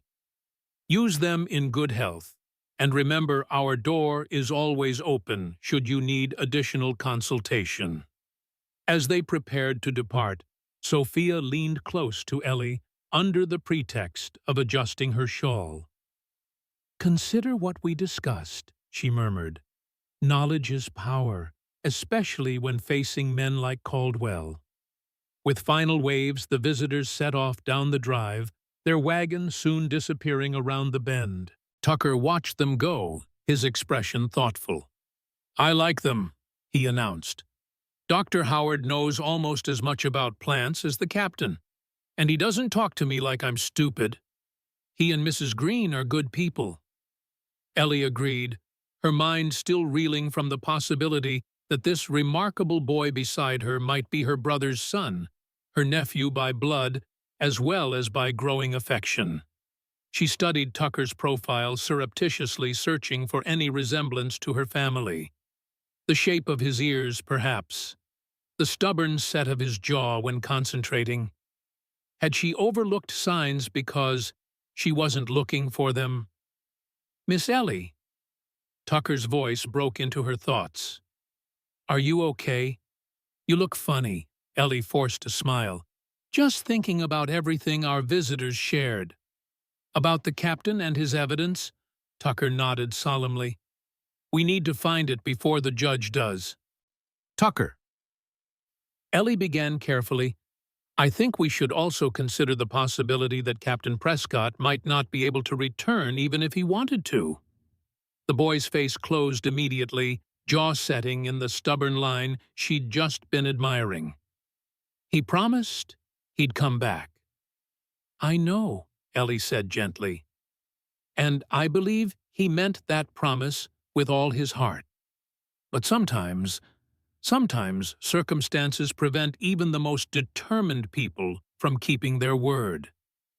"He's not dead," Tucker insisted, his voice rising.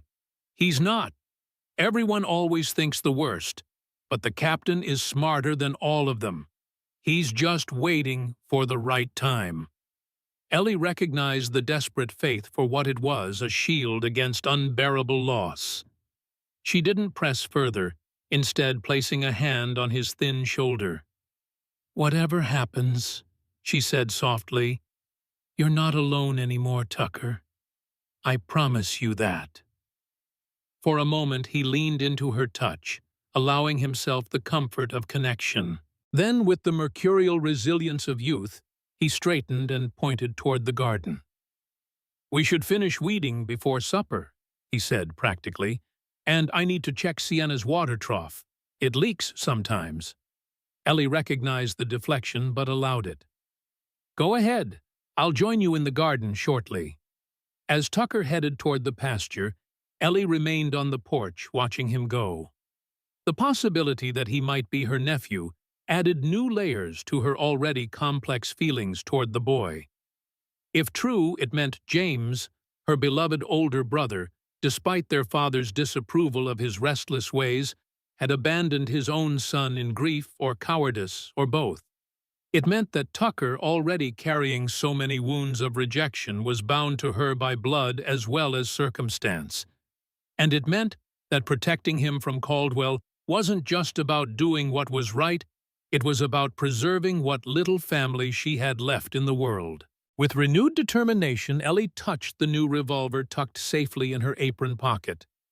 Whatever came next, whatever Caldwell planned, she would be ready. Not just for herself, not just for Prescott's legacy, but for Tucker, possibly her own flesh and blood, and certainly the child of her heart. The Montana wind picked up, carrying the scent of pine and sage across the land, their land. Ellie lifted her chin, facing into it with the same stubborn resolve she'd seen in Tucker moments before. Let Caldwell come. Let him try his worst. This time she wouldn't run. This time she would stand and fight. July brought scorching heat that baked the Montana earth to iron hardness. Creeks across the county ran low or dried entirely, leaving livestock thirsty and crops withering in the fields.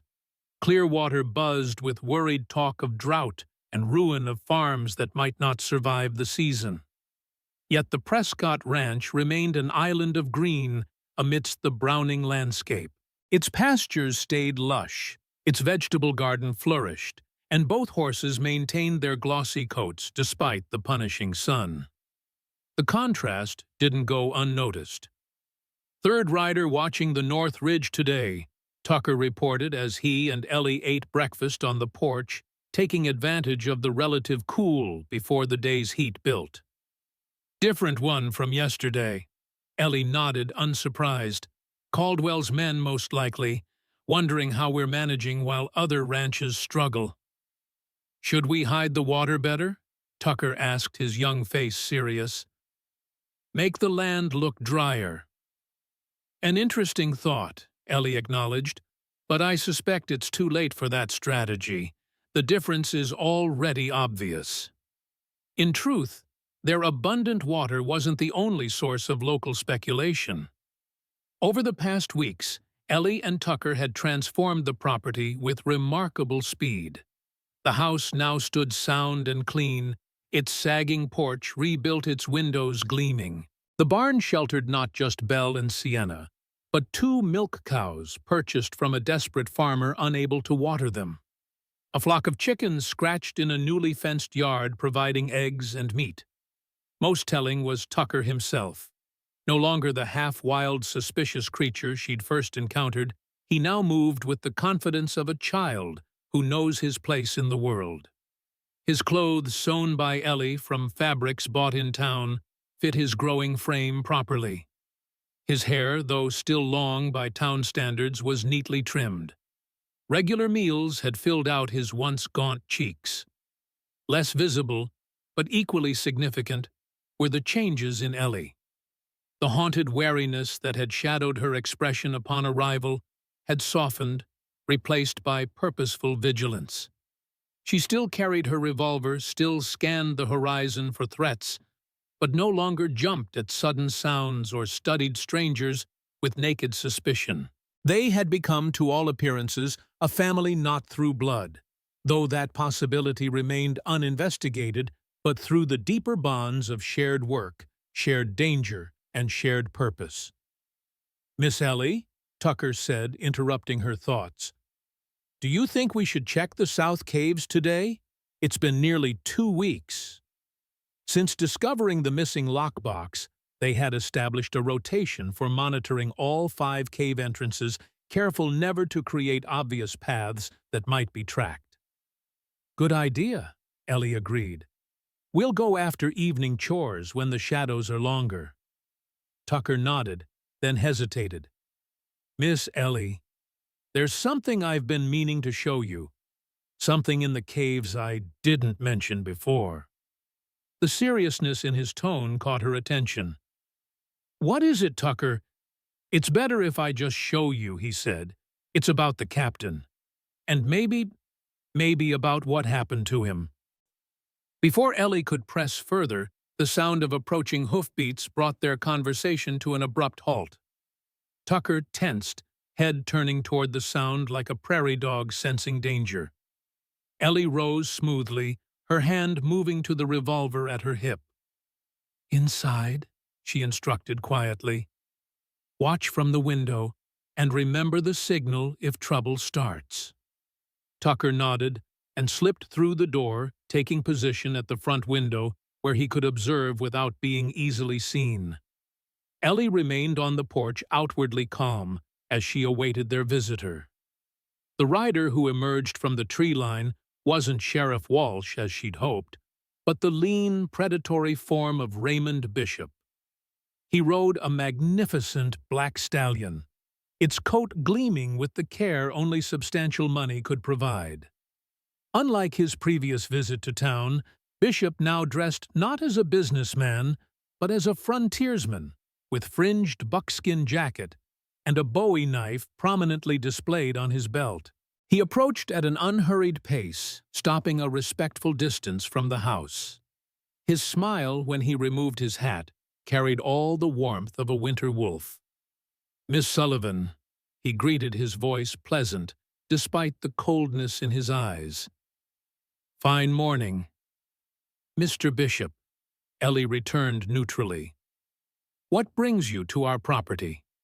He noted her emphasis on "our," with a slight narrowing of his eyes. "Judge Caldwell sends his regards. He's impressed by the improvements you've made to this challenging parcel."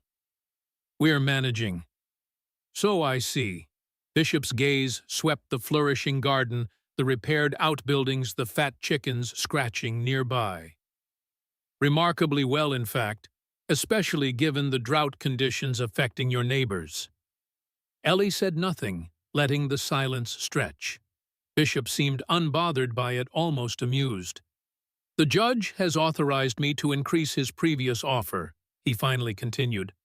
$5,000 for the property and all improvements. A generous sum that would allow you to purchase more suitable land elsewhere, perhaps closer to town, where a woman alone might feel safer.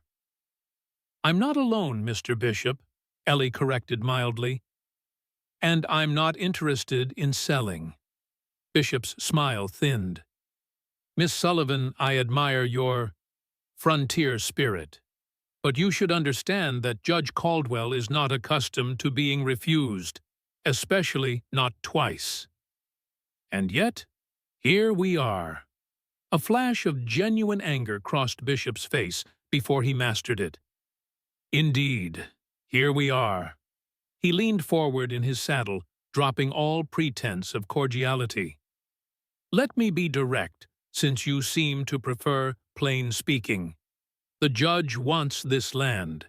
He will have it by purchase, if possible by other means, if necessary." "Are you threatening me, Mr. Bishop?" Ellie asked, her hand now resting openly on her revolver. Bishop noted the gesture with a raised eyebrow. "Merely stating facts, Miss Sullivan. Facts that a sensible woman would consider carefully before making decisions that affect not only her future, but that of the boy as well." The mention of Tucker sent ice through Ellie's veins, but she kept her expression neutral. "Tucker's well-being is precisely why I won't sell to men who threaten rather than negotiate in good faith." Bishop studied her for a long moment, as if recalculating his approach. "You misunderstand, Miss Sullivan.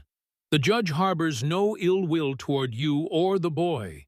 Quite the contrary, he's expressed concern about your isolation out here, especially with certain unsavory elements in the area." "Unsavory elements," Ellie echoed. "Desperate men driven to extremes by the drought," Bishop explained with exaggerated concern. "Just last week the Peterson farm was raided. Livestock taken, grain stores emptied. Mrs. Peterson was roughly handled." His smile returned sharp as a blade. "The judge's influence ensures that those under his protection are spared such attentions." The implied threat couldn't have been clearer. If Caldwell couldn't buy the ranch, he would make owning it untenable through orchestrated violence. "Please convey my sympathies to the Petersons," Ellie said evenly, "and my continued refusal to Judge Caldwell. This land is not for sale, not to him, not to anyone." Bishop sighed as if genuinely disappointed. "I expected as much, though I'd hoped for a more reasonable outcome." He settled his hat back on his head. "The judge has instructed me to give you 1 week to reconsider. After that—" He shrugged, the gesture eloquent in its casualness. "Well, Montana can be an unpredictable place." "So I've noticed," Ellie replied dryly. Bishop studied her for a moment longer, then something flickered across his face, a momentary hesitation, perhaps even regret. "Miss Sullivan," he said, his voice dropping so only she could hear, "I've known men like Caldwell all my life. Served them, feared them, eventually became like them. But William Prescott—" He trailed off, seemingly wrestling with himself. "He was a different kind of man entirely. Saved my life once during the war, though he never recognized me after." With that cryptic admission he touched his hat brim and wheeled his horse away, the confession hanging in the air between them. With a touch to his hat brim that might have been mocking, Bishop wheeled his horse and rode away. Ellie remained on the porch until he disappeared into the tree line, only then allowing her rigid posture to soften. Tucker emerged from the house, his face pale but determined. "He threatened us." "Yes," Ellie confirmed, seeing no point in shielding him from a reality he clearly understood. "Caldwell's patience is running out." "What do we do?" Tucker asked, his young voice steady, despite the fear in his eyes. Ellie placed a hand on his shoulder. "First, we finish our chores. Then this evening you show me what you've been keeping secret in the caves." Tucker nodded solemnly. "And after that?" "After that," Ellie said with quiet determination, "we prepare for trouble." The day passed with deceptive normality, garden work, mending, animal care, but underlying every action was a new urgency. Ellie took inventory of their ammunition, hidden food stores, and medical supplies. Tucker, without being asked, filled extra water barrels and secured them in the root cellar. By late afternoon, dark clouds had begun building over the mountains, the first promise of rain in weeks. The air hung heavy with moisture and anticipation as Ellie and Tucker slipped into the south cave entrance, a narrow fissure hidden behind a stand of juniper trees. This passage was tighter than the one behind the barn, requiring them to move sideways in places. Tucker led confidently, his small lantern casting jumping shadows on the limestone walls. After several minutes of careful navigation, they emerged into a chamber Ellie hadn't seen during their previous explorations. Unlike the ceremonial spaces with their ancient artifacts, this room showed signs of recent purposeful use. A crude desk fashioned from planks and barrels stood against one wall. Shelves had been carved directly into the soft stone, holding an assortment of jars, notebooks, and tools. Most striking was a large map, pinned to a wooden frame, depicting what appeared to be the entire cave system in meticulous detail.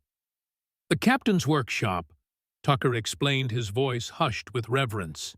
"He didn't bring anyone here. Not even Sheriff Walsh knows about it." Ellie approached slowly, absorbing the space that so clearly reflected William Prescott's methodical mind.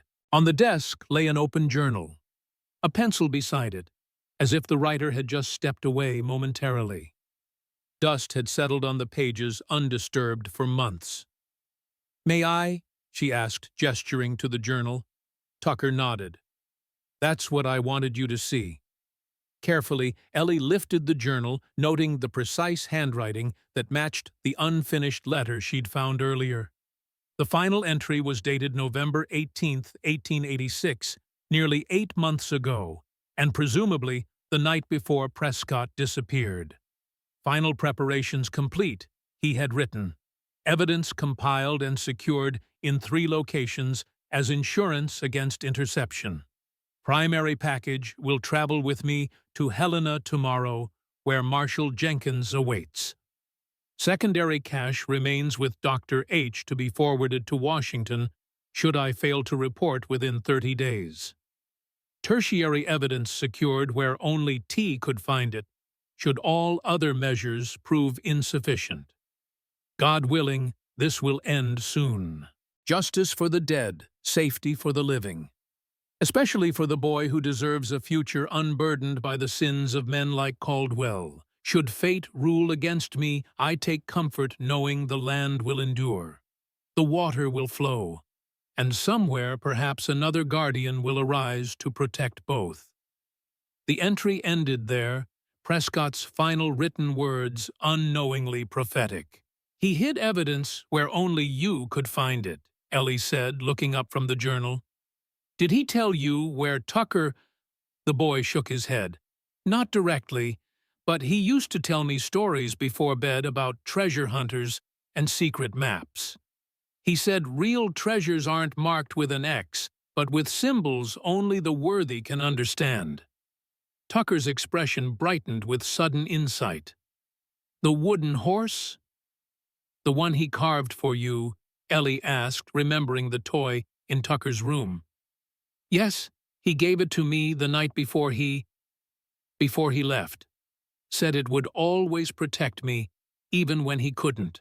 Tucker's eyes widened. "We need to check it right away." Outside, thunder rumbled closer as they hurried back through the passage toward the house. Fat raindrops had begun to fall as they emerged from the cave entrance, quickly becoming a downpour that soaked them both despite their run across the yard.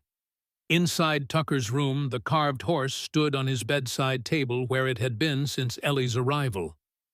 Tucker grabbed it with trembling hands, turning it over and examining every inch of its wooden surface. "There must be something," he muttered, frustration building, as his initial inspection revealed nothing unusual. "Some clue."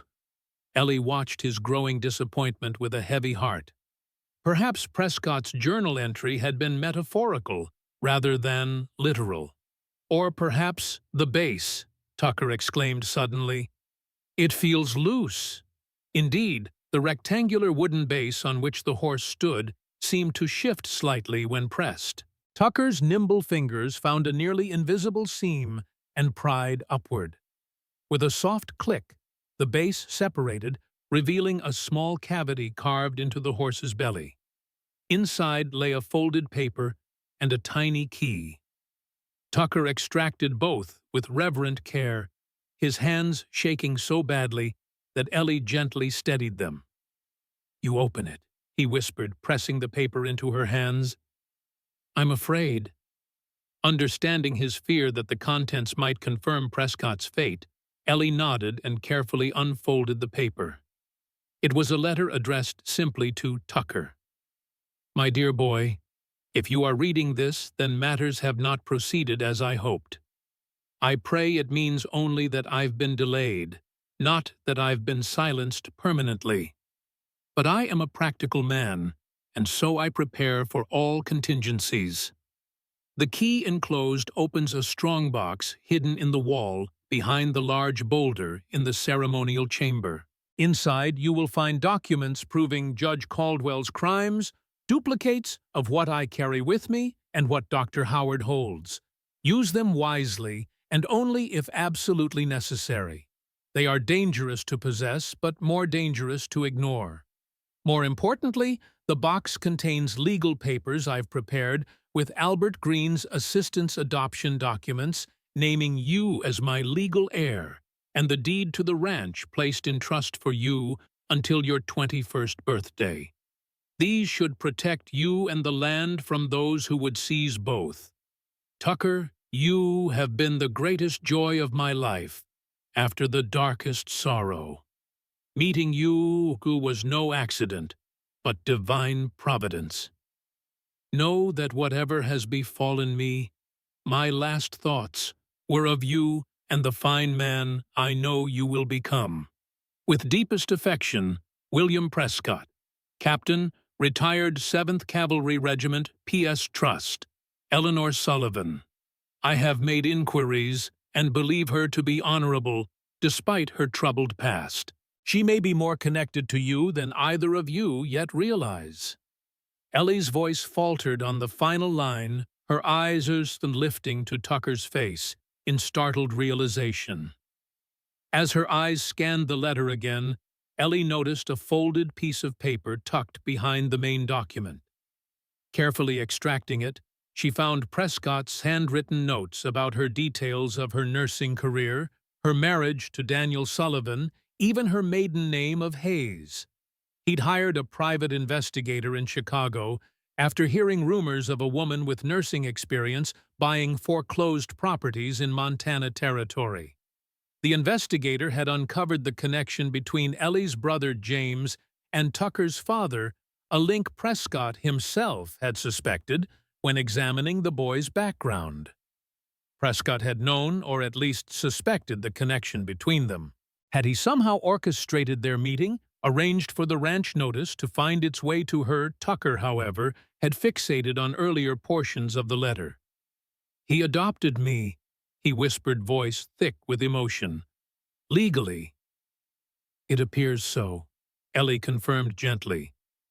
"He wanted to ensure you were protected. And he left me the ranch." Tucker's eyes filled with tears that he struggled to contain. "But that means he knew he might not come back." The truth that Tucker had fought so hard to deny now lay inescapable before him. Captain William Prescott, the man who had given him a home and a name, had prepared for his own death with the same meticulous care he'd shown in all things. Ellie set the letter aside and drew the boy into her arms as the dam finally broke. Tucker's sobs came from the deepest part of him, raw and primal, the accumulated grief of months spent in denial and desperate hope. Ellie held him through the storm, her own cheeks wet with silent tears for a man she'd never met, but whose legacy she now shared. Outside, thunder crashed and lightning split the sky, the summer storm reaching its full fury. Inside, a different kind of tempest gradually spent itself, leaving Tucker exhausted, but somehow lighter, as if the release of truth had lifted a burden too heavy for his young shoulders. When he finally pulled back, wiping his face with his sleeve, his expression had changed. Gone was the last vestige of childish denial, replaced by a clear-eyed determination that made him appear years older. "We need to get the strongbox," he said firmly. "Tonight." Ellie glanced toward the window where rain still lashed against the glass. "The storm won't keep Caldwell's men away forever," Tucker finished. "And Bishop said we have 1 week. We need the captain's evidence now." The wisdom in his argument was undeniable. Ellie nodded. "We'll need proper lanterns. And rain gear." Tucker was already moving purpose, replacing grief. "I know where the captain kept his oilskins. They'll be big on me, but better than nothing." Within minutes, they were prepared, cloaked in oversized rain gear, armed with lanterns, the small key clutched tightly in Tucker's hand. The storm provided perfect cover, its fury ensuring that even Caldwell's most dedicated watchers would likely have sought shelter. They used the barn entrance, the closest to the ceremonial chamber where Prescott had hidden his strongbox. The cave felt different in the storm, alive with the vibrations of thunder overhead and the distant sound of water rushing through the deeper passages as rain found its way into the system. The ceremonial chamber, when they reached it, appeared unchanged, its niches still holding ancient artifacts, its walls still adorned with faded pictographs. The large boulder, Prescott had mentioned, stood opposite the entrance, a distinctive formation that resembled a sleeping buffalo. Tucker approached it reverently, running his hands along its surface and the surrounding wall. "There must be a mechanism," he murmured, "like with the wooden horse." Ellie joined the search, her fingers tracing the rough stone more systematically. Near the boulder's base, she felt a slight depression, too regular to be natural. "Here," she called, "try pressing this." Tucker did so, applying steady pressure to what proved to be a camouflaged button. With a soft grinding sound, a section of the wall beside the boulder pivoted inward, revealing a small cavity. Inside sat a metal strongbox, its surface unmarked except for a simple keyhole. With trembling fingers, Tucker inserted the tiny key. It turned with a well-oiled click, the lid lifting to reveal neatly bundled documents. On top lay an official-looking packet labeled Adoption Decree and Trust Documents, sealed with the territorial court's stamp, and signed by a judge in Helena, beyond Caldwell's immediate influence. Beneath this were the evidence files Prescott had mentioned, detailed records of the defective weapons scheme, including shipping manifests, metallurgical analyses, witness statements from factory workers, and a damning letter from Alexander Caldwell himself, confessing his role while implicating his father as the mastermind. "This is enough to destroy Caldwell," Ellie breathed, scanning the documents with growing amazement. Prescott was thorough. The captain never did anything halfway. Tucker agreed, a note of pride cutting through his grief. He carefully separated the adoption papers from the evidence. "These prove I'm legally Tucker Prescott now, and that the ranch is mine." "Yeah," Ellie confirmed. "Though as a minor you'd still need a guardian to manage it until you come of age." She hesitated. Tucker about the captain's postscript. A sudden noise from the passage behind them cut her short, a dislodged stone, followed by the unmistakable sound of a boot scraping rock. They weren't alone in the caves. Ellie doused their lantern, immediately plunging the chamber into darkness. She pulled Tucker close, her mouth against his ear. "Behind the boulder," she whispered, barely audible. "Don't move." They slipped into the shadow of the large rock formation just as a distant light appeared in the passage. Ellie drew her revolver, positioning herself slightly in front of Tucker, who clutched the precious documents against his chest. The approaching lantern illuminated Raymond Bishop, first, his tall form ducking to enter the chamber. Behind him came two rough-looking men, both armed with rifles. Water streamed from their oilskins, suggesting they'd been caught in the same downpour. "Spread out," Bishop ordered quietly. "They came this way. Footprints don't lie." The men moved to opposite sides of the chamber, their lantern light sweeping across the ancient artifacts and pictographs. Bishop remained near the entrance, his hand resting on his Bowie knife. "Quite the discovery," he commented, surveying the chamber with genuine appreciation. "No wonder Prescott valued this land so highly. An entire underground system hidden from the world." His voice hardened. "And from the proper authorities." From their hiding place, Ellie could see Tucker's face in the spillover lantern light, pale but resolute, his hand gripping the knife he always carried. She squeezed his shoulder in warning. Against three armed men, they stood little chance in direct confrontation. Bishop continued his casual inspection of the chamber, moving with the confident ease of a predator in no hurry to corner its prey. "Miss Sullivan," he called, "I know you and the boy are in here. Let's dispense with these tedious games." Neither Ellie nor Tucker moved or responded. Bishop sighed theatrically. "Very well, if you insist on childish hiding." He nodded to one of his men, who raised his rifle and fired a single shot into the chamber ceiling. The report was deafening in the enclosed space. Dust and small stones rained down, and the ancient silence of the caves shattered like glass. "The next shot won't be a warning," Bishop stated flatly. "Show yourselves." Ellie calculated their options rapidly. The passage behind them led deeper into the cave system, perhaps to other exits Tucker knew, but Bishop didn't.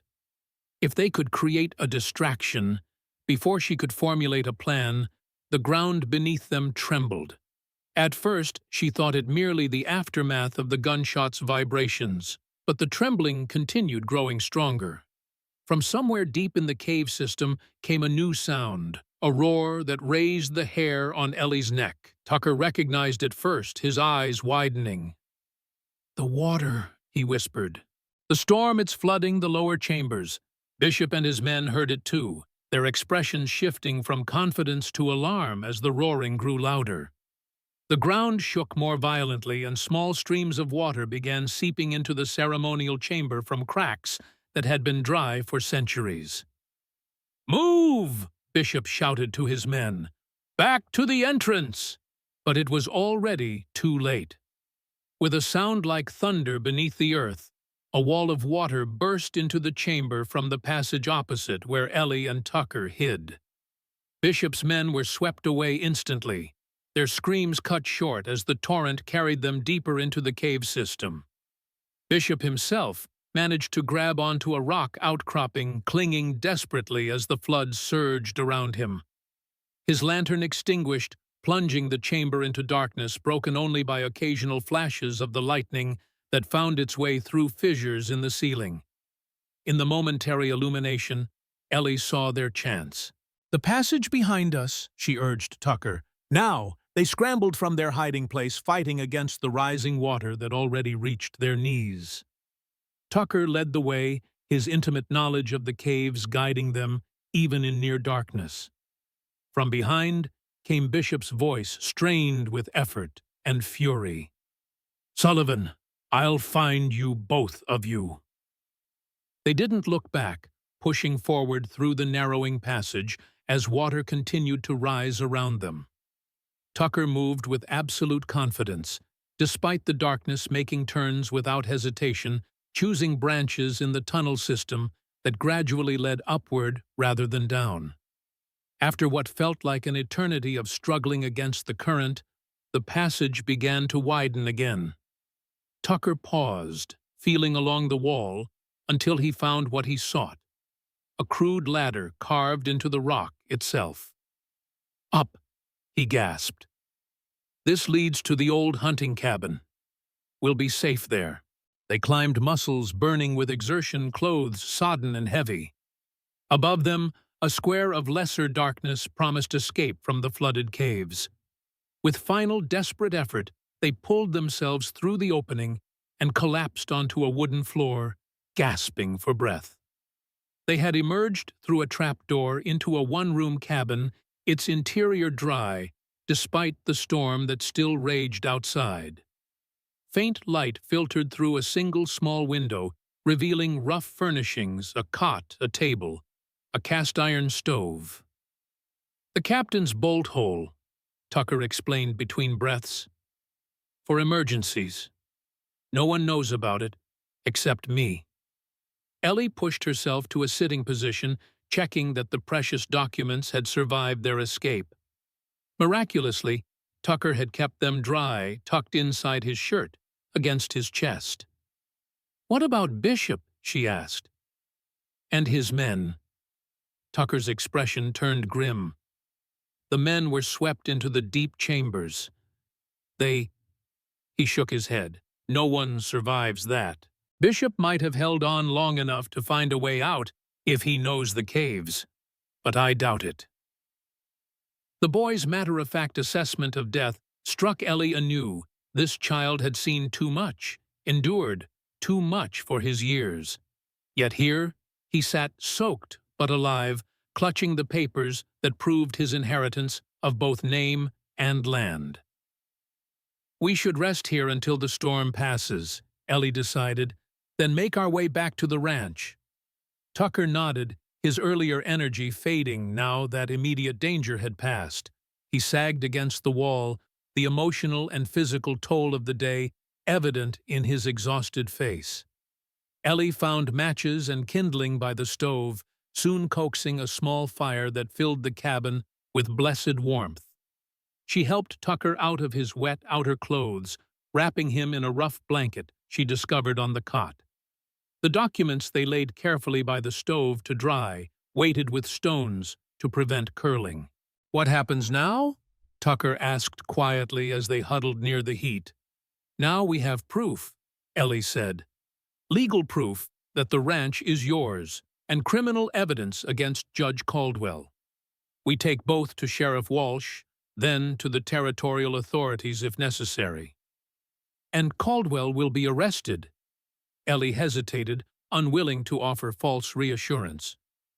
"Powerful men sometimes escape the consequences of their actions, but this evidence, particularly Alexander's confession, will be difficult to dismiss.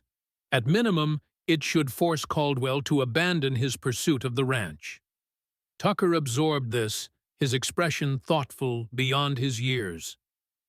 "The captain would say justice isn't always swift, but it comes eventually to all men." "He sounds very wise," Ellie said softly. He was. Tucker's use of the past tense the first time he'd spoken of Prescott as truly gone came naturally now, acceptance replacing denial. I think he'd be happy you're here, with me." The simple statement warmed Ellie more than the fire. "I think so, too." A comfortable silence fell between them, broken only by the crackling of the stove and the gradually diminishing storm outside. Ellie knew they should discuss Prescott's cryptic postscript, the hint that she and Tucker shared a connection neither yet fully understood. But the boy was fighting to keep his eyes open, the day's events finally overwhelming his endurance. "Sleep," she encouraged, adjusting the blanket around his shoulders. "I'll keep watch." Tucker didn't argue, settling onto the cot with a sigh of exhaustion. Within minutes, his breathing deepened into the rhythms of slumber, his face softening into childhood once more. Ellie maintained her vigil through the night as the storm finally spent itself. By dawn, the sky had cleared to a washed blue, and birds had begun their morning chorus outside the cabin's weathered walls. Tucker stirred, blinking in momentary confusion before remembering where they were. "Bishop," he asked immediately. "No sign of him," Ellie reported. "I checked the trap door periodically. The water has receded, but no one followed us." Relief relaxed the boy's features. He sat up, running a hand through his tousled hair. "We should get back to the ranch. Sienna and Belle will need feeding." The normalcy of the concerned animals needing care despite human dramas brought a smile to Ellie's tired face. "Yes, they will. Do you know the way from here?" Tucker nodded confidently. "It's about 2 miles through the forest. The captain showed me once." He hesitated. "Miss Ellie, there's something I need to ask you about the captain's letter." Here it was, the conversation she'd anticipated since reading Prescott's postscript. Ellie steeled herself. "What is it, Tucker?" "He said you and I might be more connected than we realize," the boy said slowly. "What did he mean?" Ellie took a deep breath. "I believe he may have discovered something I only recently learned myself. That you and I might be related by blood." Tucker's eyes widened. "Related how?" "Your father's name was James Hayes, correct?" A shadow passed over Tucker's face. "Yes, he left me at the church after my mother died." "My brother's name is also James Hayes," Ellie said gently. "He left Chicago many years ago after a disagreement with our father. I lost track of him, but the timing would align with your birth and your mother's passing." Tucker stared at her, shock giving way to a complex mixture of emotions. "You think your brother is my father, that you're my aunt?" "It's possible," Ellie acknowledged, "perhaps even likely given Captain Prescott's hint. He must have made inquiries about my background when I purchased the ranch." Tucker fell silent, processing this revelation. When he finally spoke, his voice held a new hesitancy. "If it's true, if you're really my aunt, why did you come here? Was it because of me?" "No," Ellie admitted honestly. "I didn't know you existed, Tucker. I came seeking a fresh start somewhere remote, where my own past couldn't find me." She met his gaze directly. "But finding you here, that feels like more than coincidence. Whether we're bound by blood or simply by choice, you've become family to me." The vulnerability in her words hung in the air between them. Tucker studied her face, perhaps searching for resemblance to the father who had abandoned him, or perhaps simply measuring the sincerity of her declaration. "Family," he repeated softly. Then, with the resilience that had carried him through so much already, he nodded once decisively. "That seems right." The simple acceptance, neither effusive nor reluctant, but clear-eyed and genuine, touched Ellie deeply. This remarkable child, who had endured abandonment and loss, could still open his heart to the possibility of connection. "We should gather the documents," she said, her voice slightly husky with emotion, "and head back to the ranch." Together, they collected the now dry papers, securing them inside Tucker's shirt once more. The morning air felt fresh-washed as they emerged from the cabin, the forest around them vibrant with renewed life after the storm. Tucker led the way confidently, occasionally pointing out landmarks Captain Prescott had taught him to recognize. They encountered no one during their journey, reaching the ranch's northern boundary just as the sun climbed toward its midday position. The property appeared undisturbed, chickens scratching in their yard cows, grazing peacefully in the pasture, both horses visible near the barn. Yet Ellie's instincts prickled with warning as they approached the house. Something felt off, though she couldn't immediately identify what. "Wait," she cautioned, placing a hand on Tucker's shoulder. "Something's not right." Tucker froze, his own senses alert. After a moment, he whispered, "Smoke, but not from the chimney." Ellie nodded, detecting it now, too, a faint acrid scent that didn't match their usual cook fire. Moving more cautiously, they circled toward the barn, using its bulk as cover to observe the house. The source of wrongness became immediately apparent. Judge Caldwell himself sat on their porch in Ellie's rocking chair, smoking a cigar with casual ownership. Flanking him stood two men Ellie didn't recognize, both armed with rifles. Of Bishop, there was no sign. "He's waiting for us," Tucker whispered. "Or for Bishop to bring us." "Yeah," Ellie agreed grimly. "It seems our week of consideration has been shortened considerably." "What do? We can't fight 3 armed men." Ellie considered their options. They had the evidence against Caldwell and the legal proof of Tucker's inheritance. What they lacked was a way to safely present these documents to authorities. "The sheriff," she decided. "We need to get to town without being seen." Tucker's eyes lit with sudden inspiration. "The creek trail. It runs behind the property line all the way to the edge of town. The captain used it when he didn't want visitors to know he was coming or going." "Perfect," Ellie nodded. "But we'll need horses for speed." Tucker pointed toward the far pasture. "Belle and Sienna sometimes graze by the west fence. If we circle wide enough, we might reach them without being spotted from the house."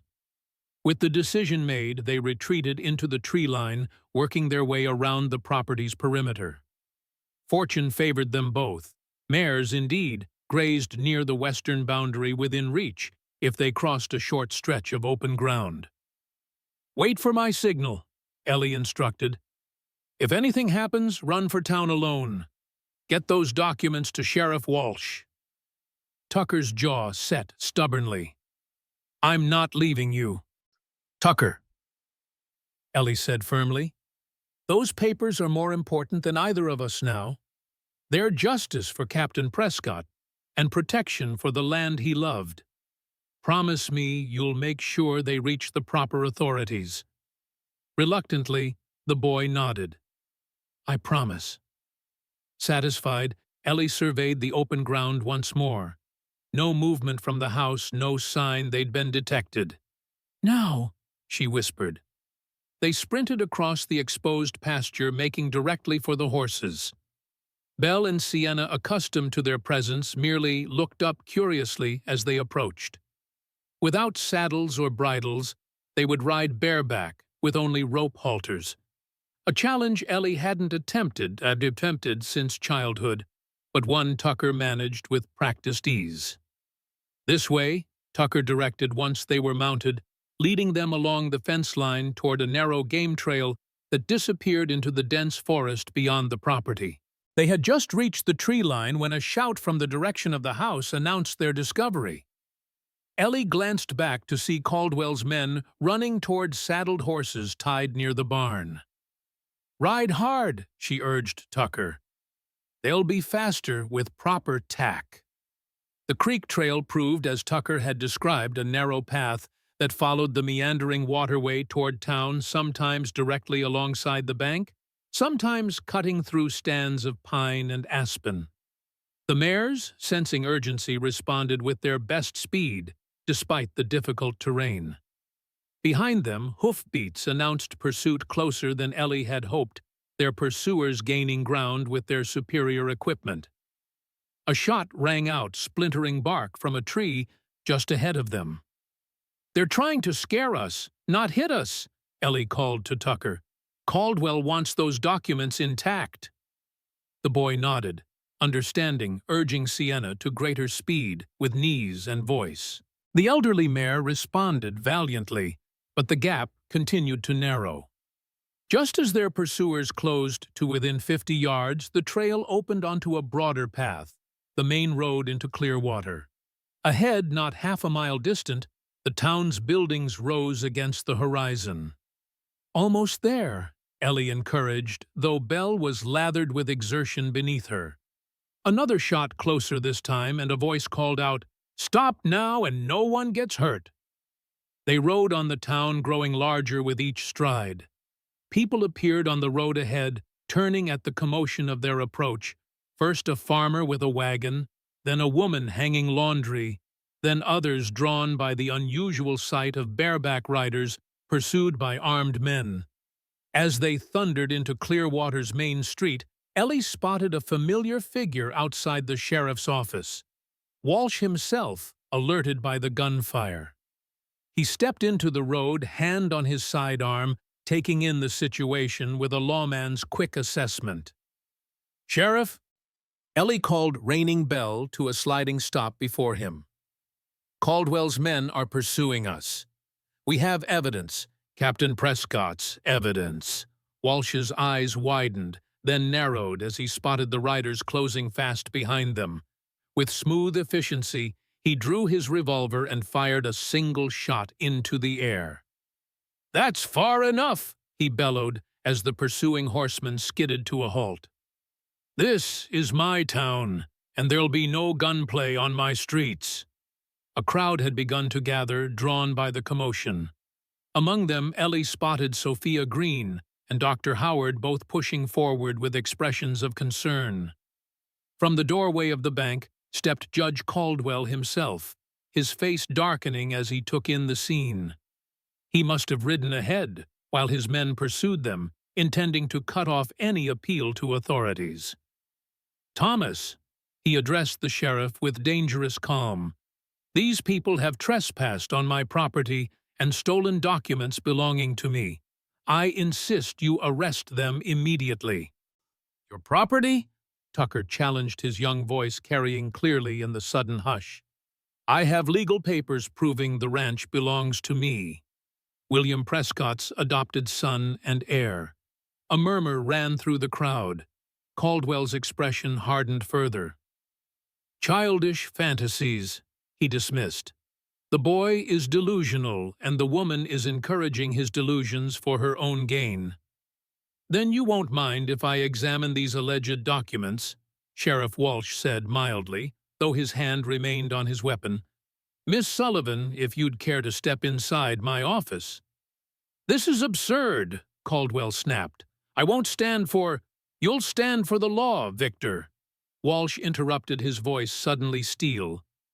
"Same as everyone else." The challenge hung in the air between them, the small-town sheriff and the powerful judge, who had ruled the county through fear and influence for decades. For a moment, it seemed Caldwell might order his men to act despite the witnesses. His face flushed dark with fury, and his hand moved toward his coat, where Ellie suspected he carried a concealed weapon. "I wouldn't," came a new voice, Raymond Bishop, emerging from the crowd with mud-caked clothes and a bloody gash across his forehead. He looked half-drowned, his usual immaculate appearance transformed to that of a man who had crawled from the grave. "Raymond," Caldwell breathed, genuine shock crossing his features. "What happened to you?" Bishop limped forward, his cold eyes now focused on his former employer. "You sent us into those caves without warning about the flooding risk. Jed and Marcus drowned." His voice carried the deadly calm of a man with nothing left to lose. "All for some papers you insisted we recover." "You failed," Caldwell hissed. "As usual." "Perhaps," Bishop acknowledged. "But I heard things while trapped in that cave. The boy and the woman talking about evidence, about Alexander's confession." His gaze hardened. "You told me your son died by his own hand, overcome with melancholia. You never mentioned he'd confessed to war profiteering before his convenient suicide." The crowd's murmurs grew louder. Caldwell looked around, suddenly aware of how many witnesses surrounded them, How many ears absorbed Bishop's damning words? Lies, he declared, but uncertainty had crept into his voice. All lies. Let's find out, Sheriff Walsh suggested, gesturing toward his office. Miss Sullivan, Mr. Winters, your documents, please. With quiet dignity, Tucker dismounted and withdrew the precious papers from his shirt. He handed them first to Ellie, who had also dismounted, giving her the chance to verify their condition before they changed hands. Everything's here, she confirmed, passing the bundle to Walsh. Captain Prescott's evidence against Judge Caldwell and legal documents confirming Tucker's adoption and inheritance. Walsh accepted the papers with appropriate gravity. I'll need time to review these thoroughly. In the meantime, he turned to his deputy, who had emerged from the office. Keep Judge Caldwell and his men in town. They don't leave until I've examined every page. You can't detain me, Caldwell blustered. I'm a territorial judge. I'm not detaining you, Walsh replied mildly. I'm requesting your cooperation in an official investigation, unless you have something to hide. The trap was elegant in its simplicity. If Caldwell insisted on leaving, he would appear guilty in front of the assembled townsfolk. If he stayed, the evidence would inevitably condemn him. His eyes darted around the crowd, seeking allies, but finding only curious or hostile faces. Even his own men seemed uncertain now, Bishop's revelations having shaken their confidence. In that moment of hesitation, his power visibly crumbled.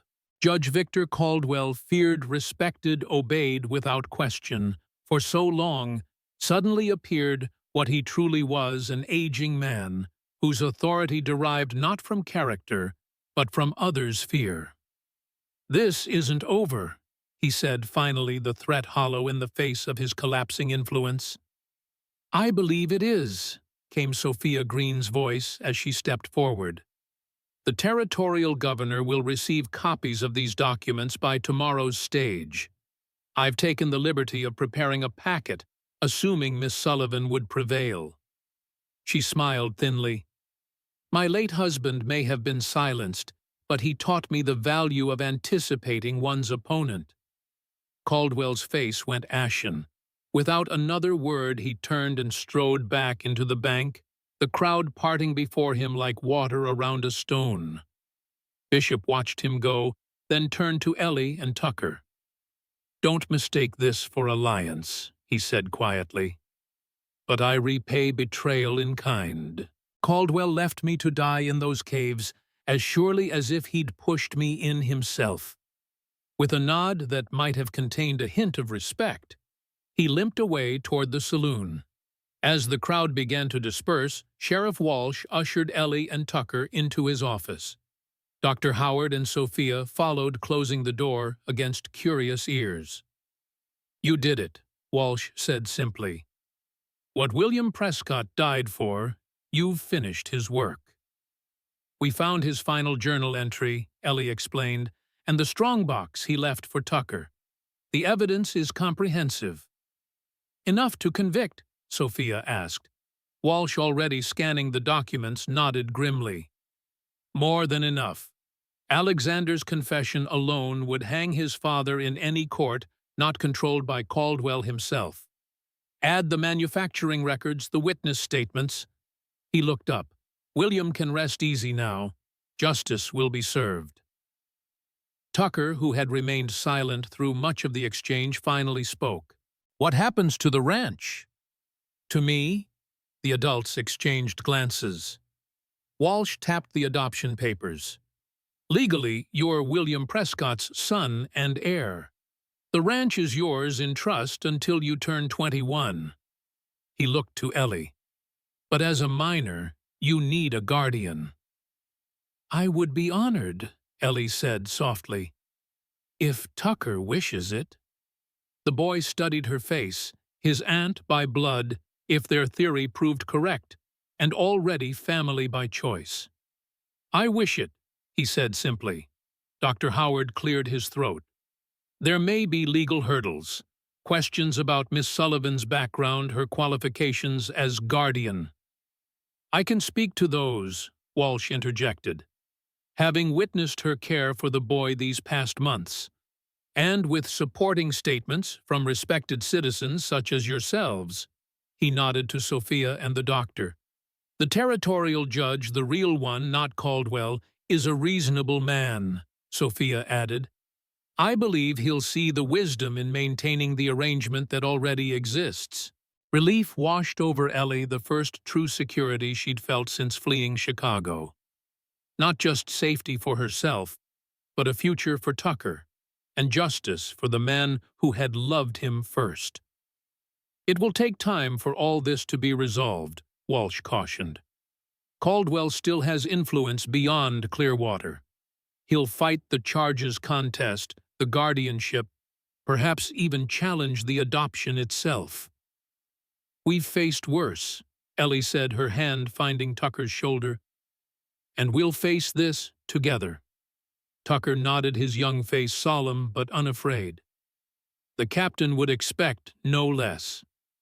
The Montana summer faded into autumn, painting the mountains with gold and crimson as legal wheels turned with glacial slowness.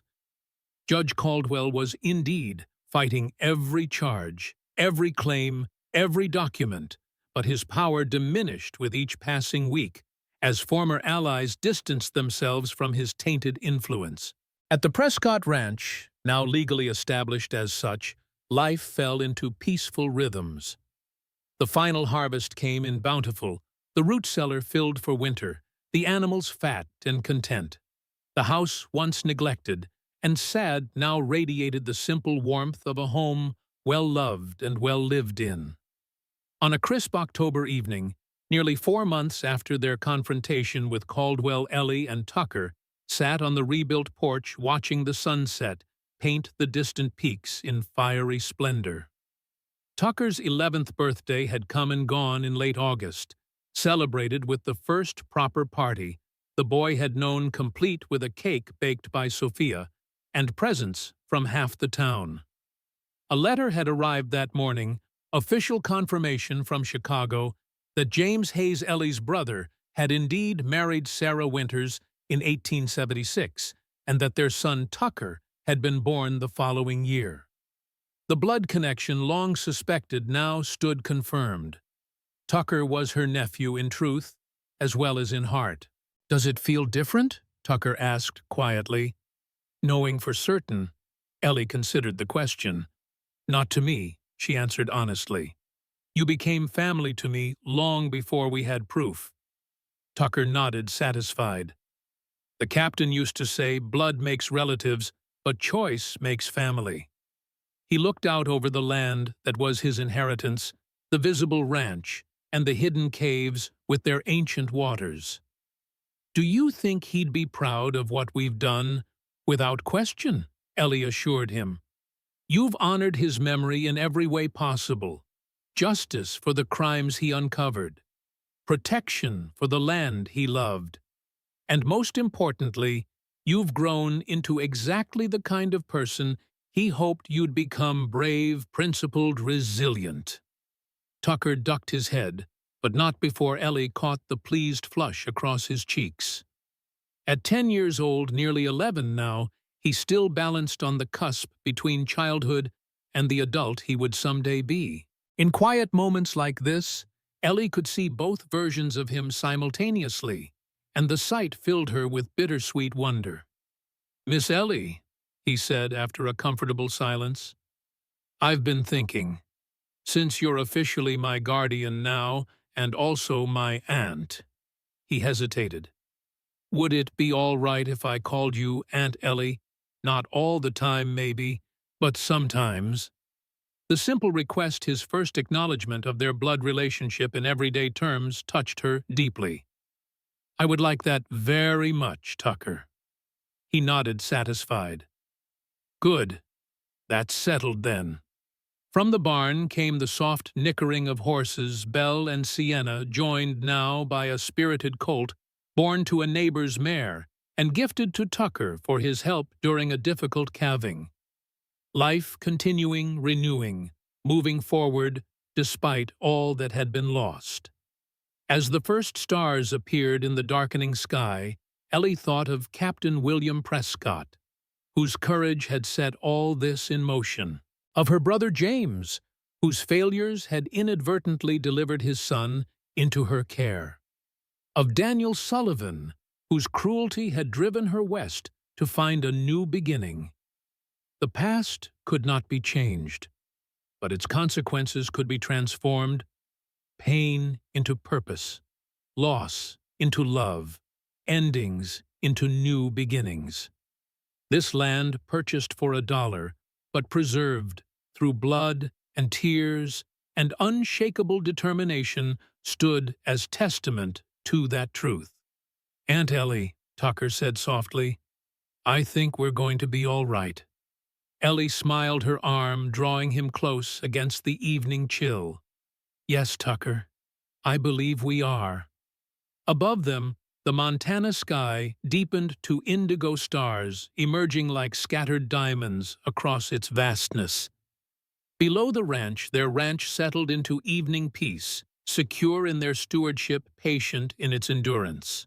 And between earth and sky, two souls who had found each other against all odds sat together in quiet companionship, bound by choice and blood. And something deeper still, the knowledge that whatever storms might come, they would face them as they had faced all others. Together, family, home,